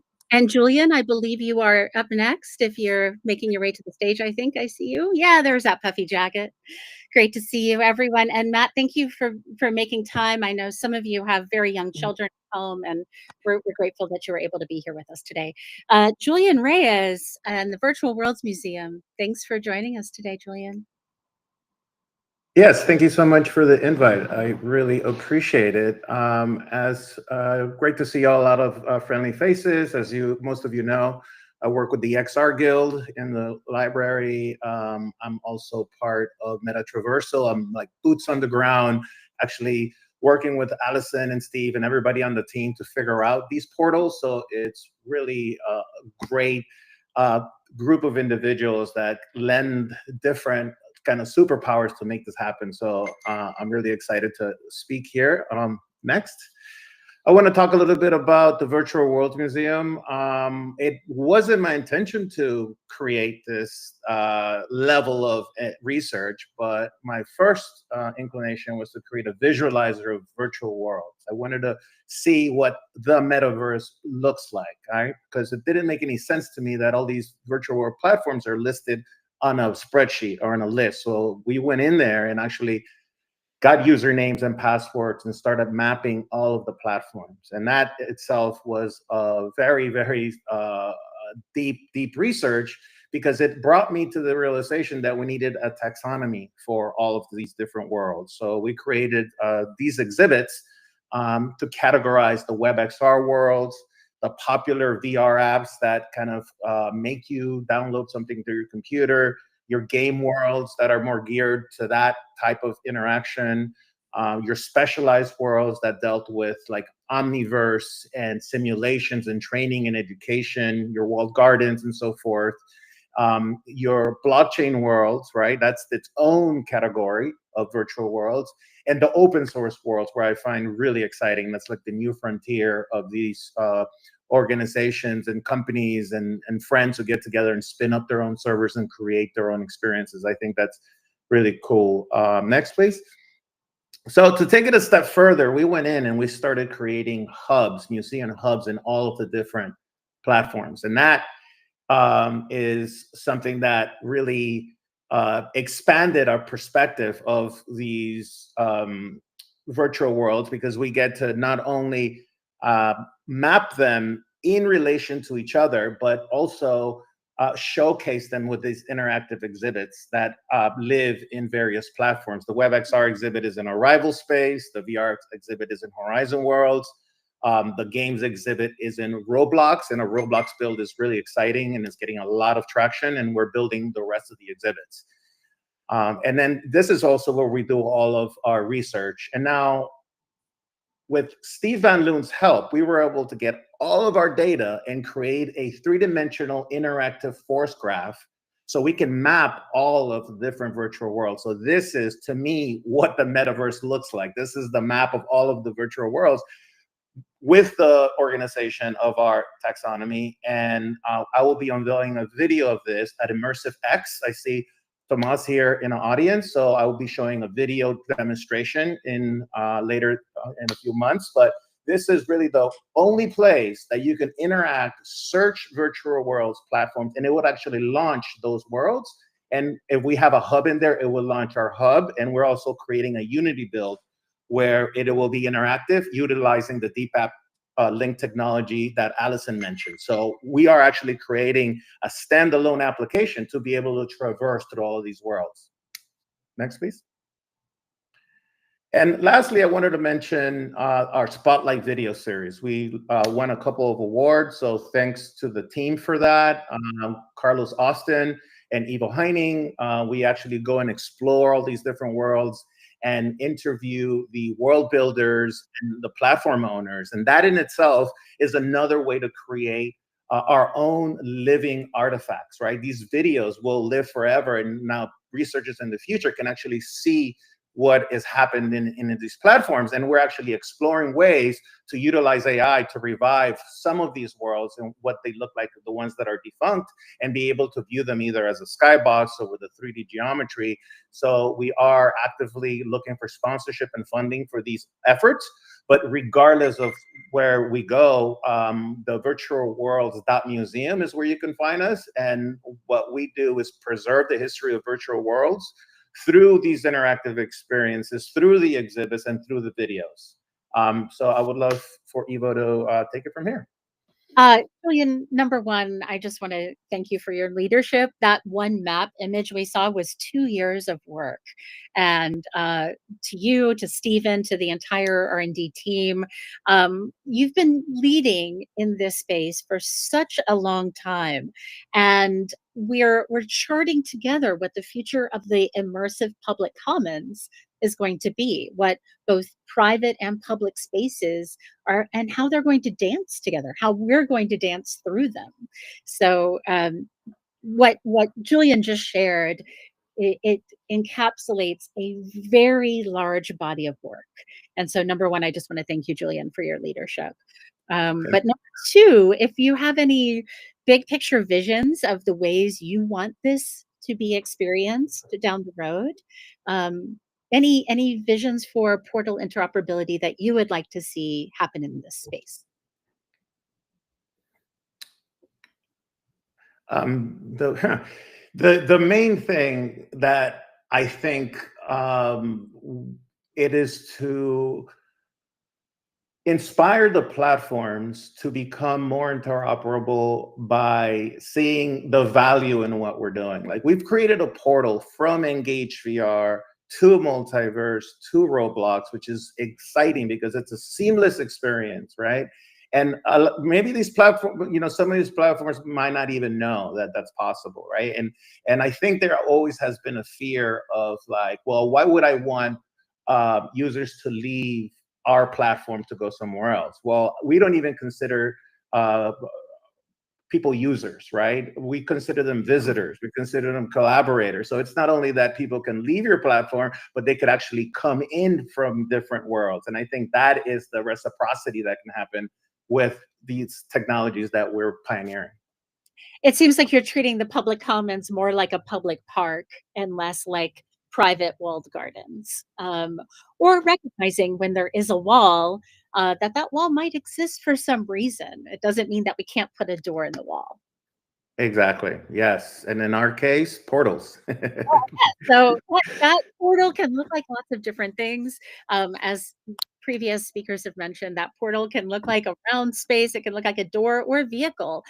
This image that you're seeing right now, we're riding in a hot air balloon above Second Life with a professor of the anthropology of virtual spaces. And so whether you're thinking about something like how a splat might be used in an immersive space to connect between the physical and the real world and the virtual space and how we walk in between these spaces, like my research, or if you're thinking about it from a more sort of creative storytelling point of view, or you're thinking about interoperability of experience, like what you're doing in Roblox, which has the potential to reach millions of people who currently don't see Roblox as part of the metaverse.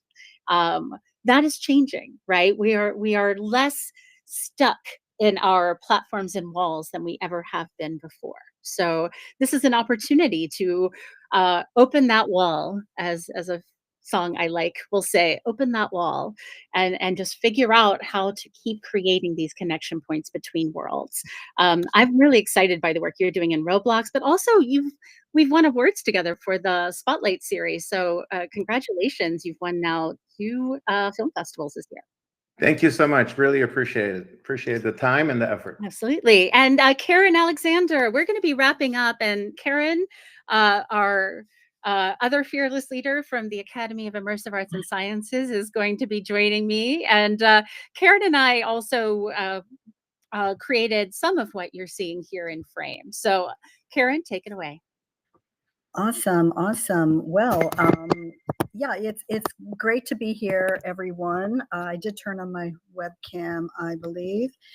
And so I'm here to tell you a little bit more about the Academy of Immersive Arts and Sciences.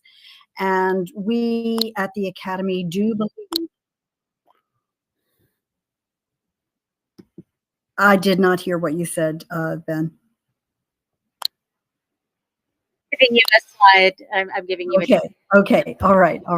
Yes. So at the Academy of Immersive Arts and Sciences, we believe that the future of media is immersive, and we want to help the public become savvy consumers of immersive media and virtual worlds, and to know enough to engage with them critically, and also to be able to find and connect with immersive content.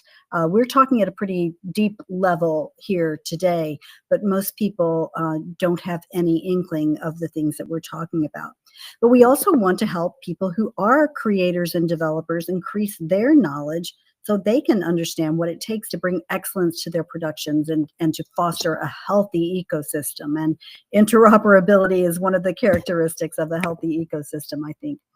And so, so being aware of issues around interoperability in the connected metaverse, which is what we're doing here today, raising awareness of that with the MetaTr versal series more generally.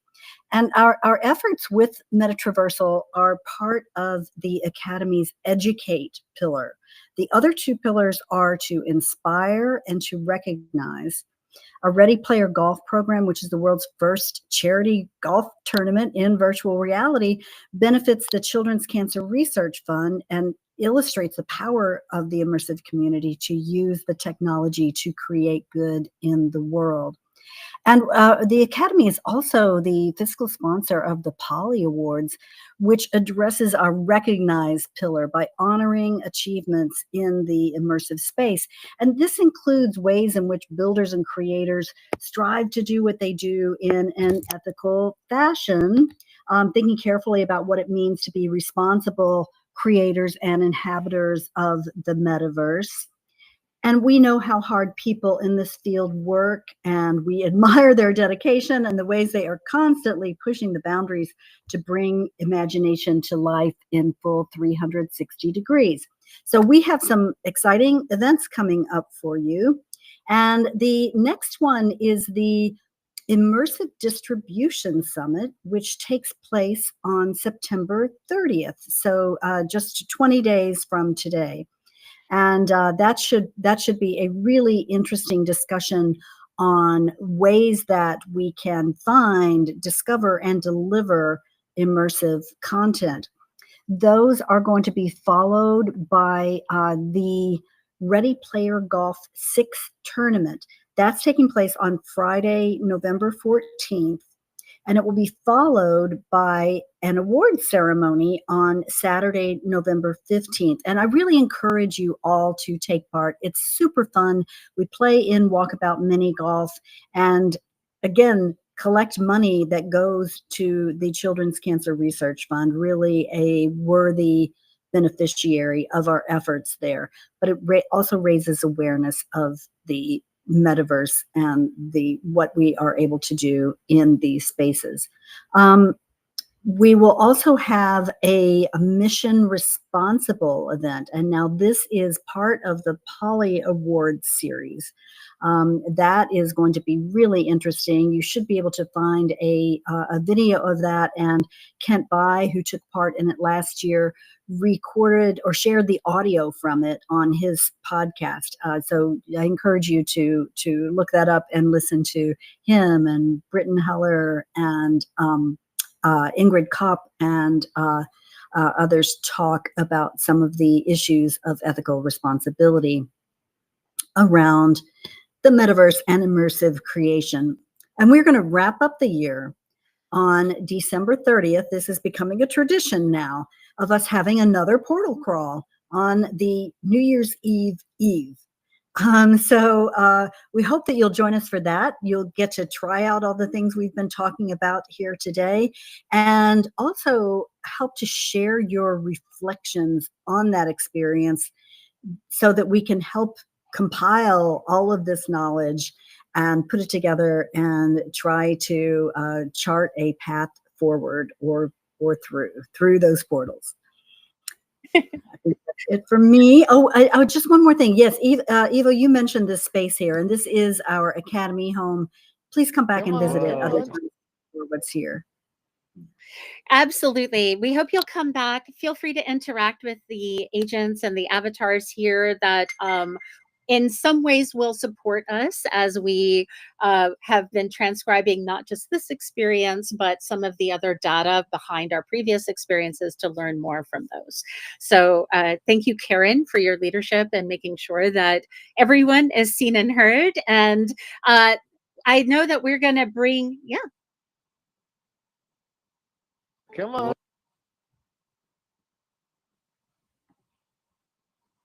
Okay, I will mute. All right, I'm going to go ahead and play that video, and then we're going to bring Julie up, and she's going to be screen sharing from her graphic recording and discoveries today, and we're going to take a photo and wrap up. So thank you, and I'm going to go ahead and play that video. Come on, slow down, slow.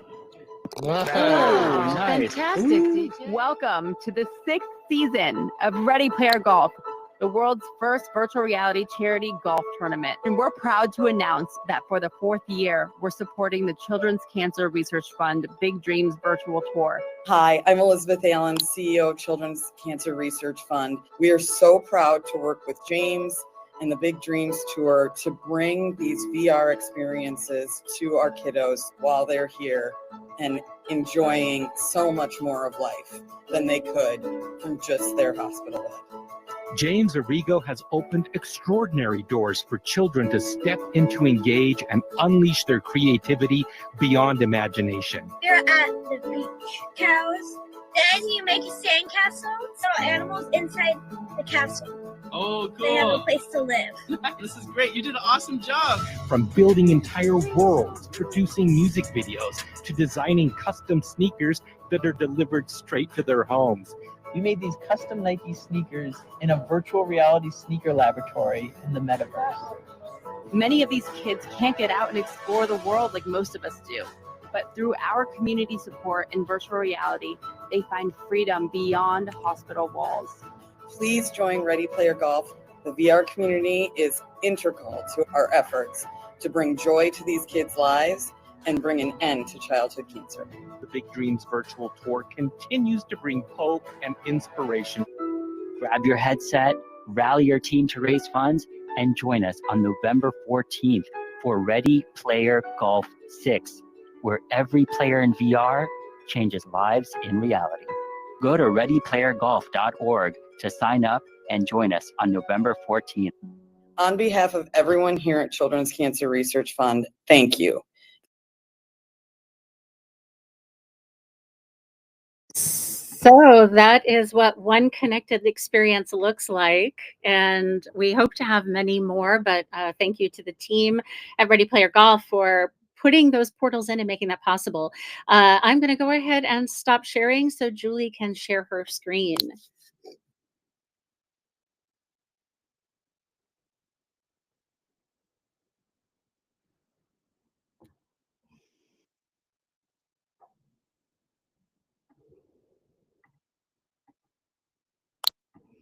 That's really great news. Julie, do you want to share with us a little bit of what you found interesting from today's conversation? Yeah, sure. Here we go. Let me know. I think you can see my screen because I can see it in world. You can see this? I see.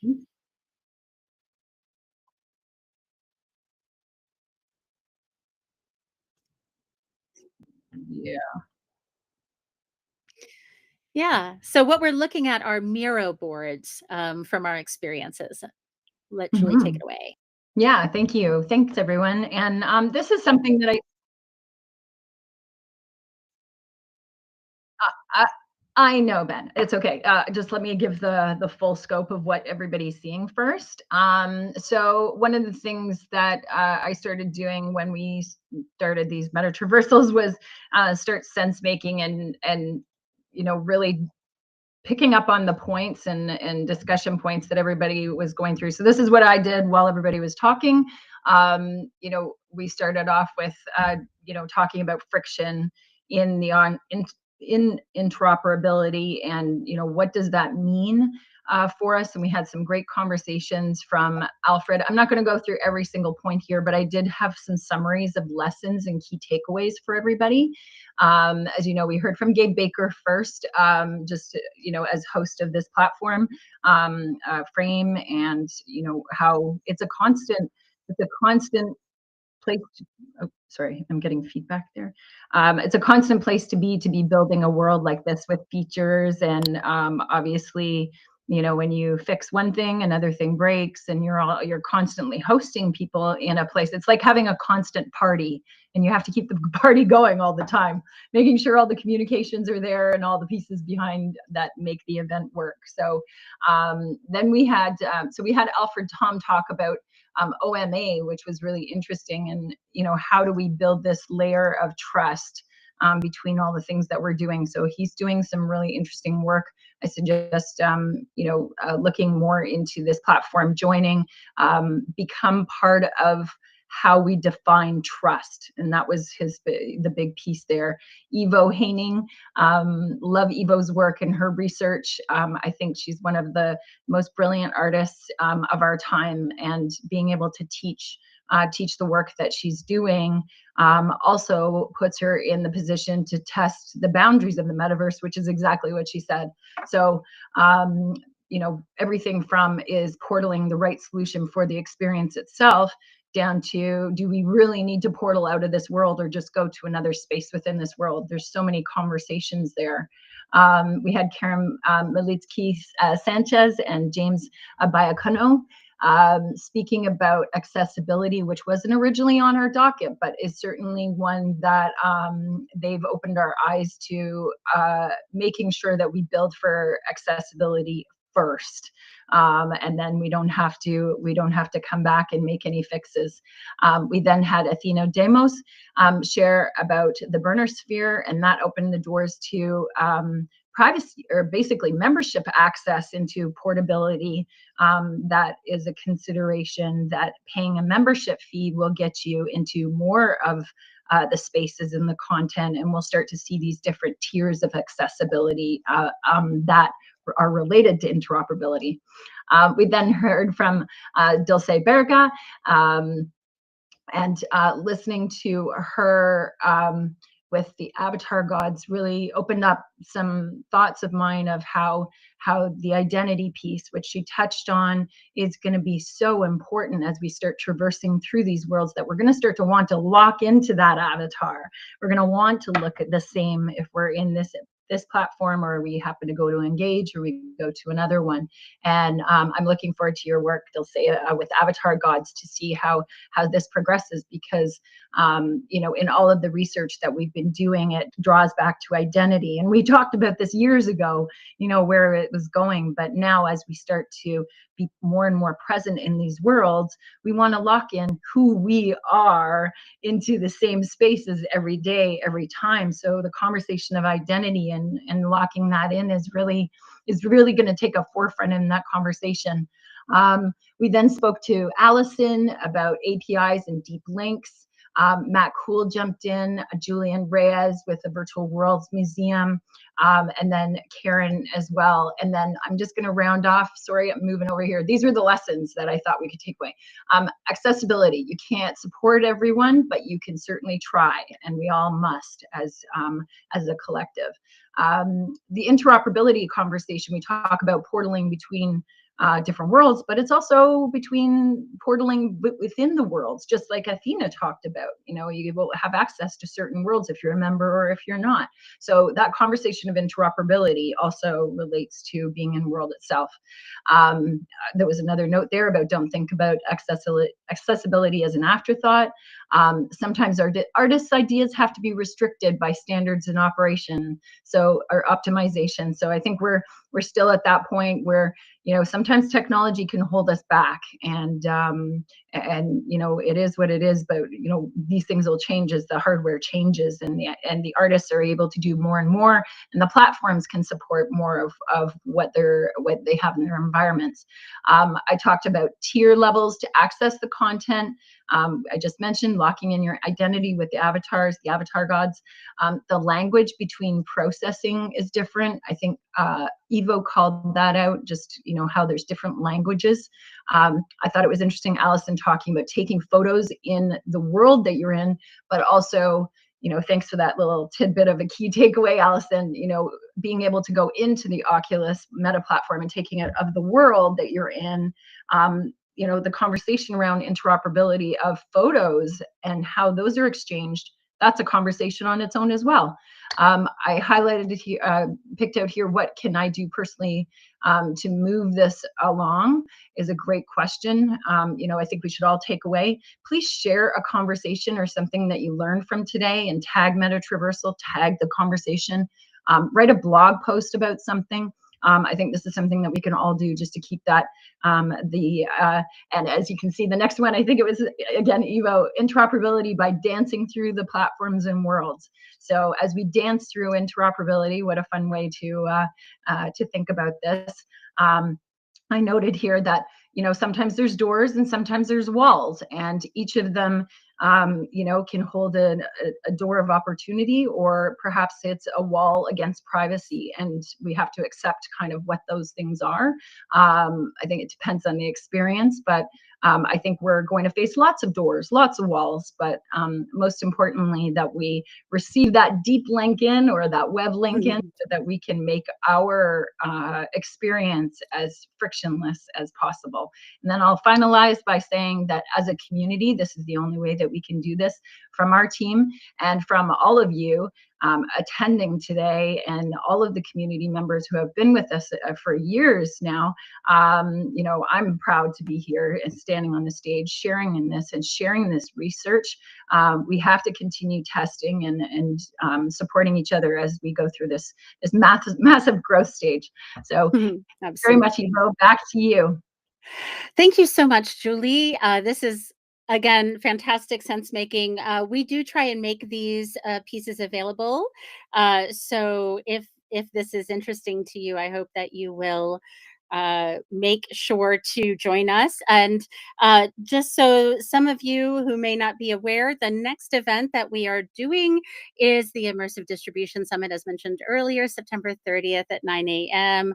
That will be here, I believe, but certainly streaming as well. So we're going to take a photo. So for those of you who are here, feel free to open up your mics, jump on stage with us, and we're going to go ahead and say a goodbye together.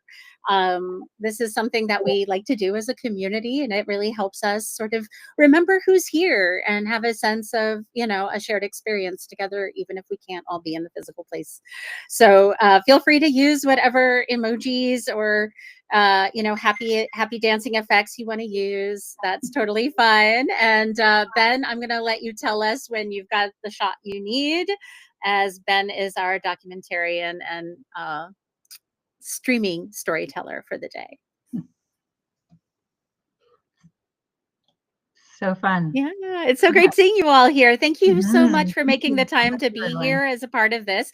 Obviously, there are a lot of things that we can follow up on, from interoperability of identity to some of the arts and cultural experiences. And some of those arts and cultural experiences will definitely show up in the future. So let's go ahead and do a wave on 3 or something, so that we know that Ben's got it. And Ben, are you good? How do you All right. wave? We're going to wave one more time on 3. 1, 2, 3. Feel free to emoji out. Yay. And thank you all for Emotes. There we joining go. us here.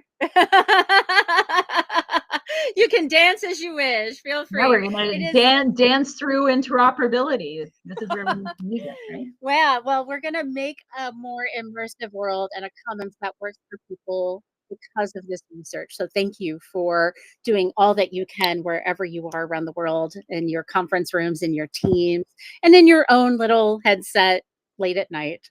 We thank you for all that work. We hope you'll join us for the future events. 2.5 weeks from now, Immersive Distribution Summit. We'll be diving into all of those tricky aspects of video that I think Karam and James kind of touched on. But there's a lot more that we can pull apart there. So I hope that you'll join us for that. And we're going to look at a little bit from the very first portal crawl here. So as we're going out, those of us who are here are seeing this.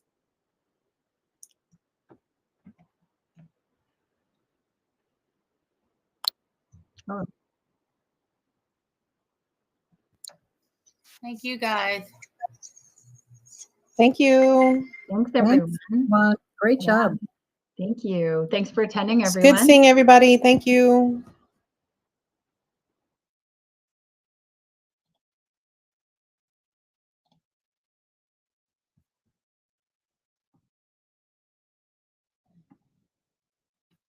And thanks, Evo, for your work. Appreciate you. Of course. Thank you. Thank you.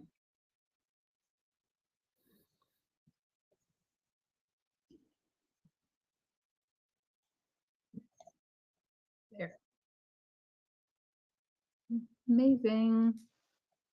It's really great Great. to see you all here. Yeah, good to see everybody. I see we still have a few people in the space, but Ernie and Dario, I guess everybody's walking outside of the space. I guess we'll check out for here, and thanks again, Eva. We'll see you at the next one. See you at the next one. I'm going to stick around and talk to folks for a few minutes in frame. So if you're in frame and you want to ask a question, feel free to come up and say hi. Obviously, you can also talk to Ben and Karen from the Academy of Immersive Arts and Sciences.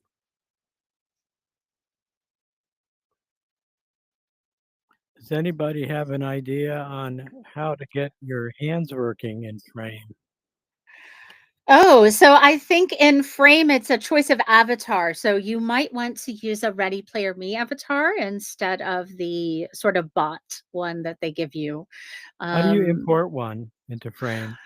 I believe you have to be logged in. But I'm trying to remember, how did I do this now? Yeah, when you change your avatar, you have the option to go to Ready Player Me, and then you can select your avatar, and you have the option to sign in. And here's the thing, I tried to actually do it today, but it didn't go to my account, but it did give me my Ready Player Me avatar that I selected. It is in your profile, user profile settings, and there is a box that says customize avatar. And that box should at least give you the starting place. But you'll want to use a Ready Player Me avatar that you've already created. Okay. Yeah, today I'm on my big high-end machine, and it won't let me navigate at all except in 2D. Yeah, Give you this it's crappy little avatar, and I've got 4 other VR machines here, and like one of them works flawlessly. This one, I couldn't get it to work right. I tried to come in, right at the beginning of the event, and it took me a half hour to just get this far. Oh, goodness. Well, I would let Gabe Baker, who spoke at the beginning from Frame, know about your experience so that they can hopefully help you have a better experience next Yeah, time. I know what it's like when it's working, but when it's not, I don't know what. Yeah, that's tricky. I haven't had that experience. I've definitely had it default to the robot if I'm not logged in. Right. But yeah, this avatar I have right now is my interview persona Yeah, no, for everybody the else looked fine, and they all Huh. had full functionality, but somehow Yeah. I Yeah. use Chrome, and Yep, I'm in Chrome I've tried too. other browsers, and I couldn't get anything to work on this one machine. So Very, very odd. I would definitely try and reach out to Gabe Baker and the Frame team specifically on that. okay. Yeah. Okay. Sorry, I've created now, I guess, 2 or 3 rooms in Frame, but it isn't where I probably default to first. I'm still learning the tricks of the trade here. Speaking of MetaTr versal, I'm going to go ahead and stop transcribing on this meeting here in Frame.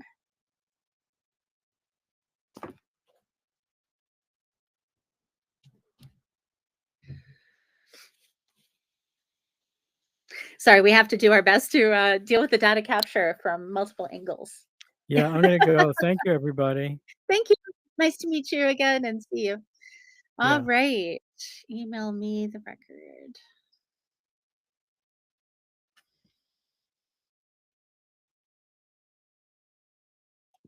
I'm gonna drop off Frame here, okay? If you want to do a deep, deep Yeah.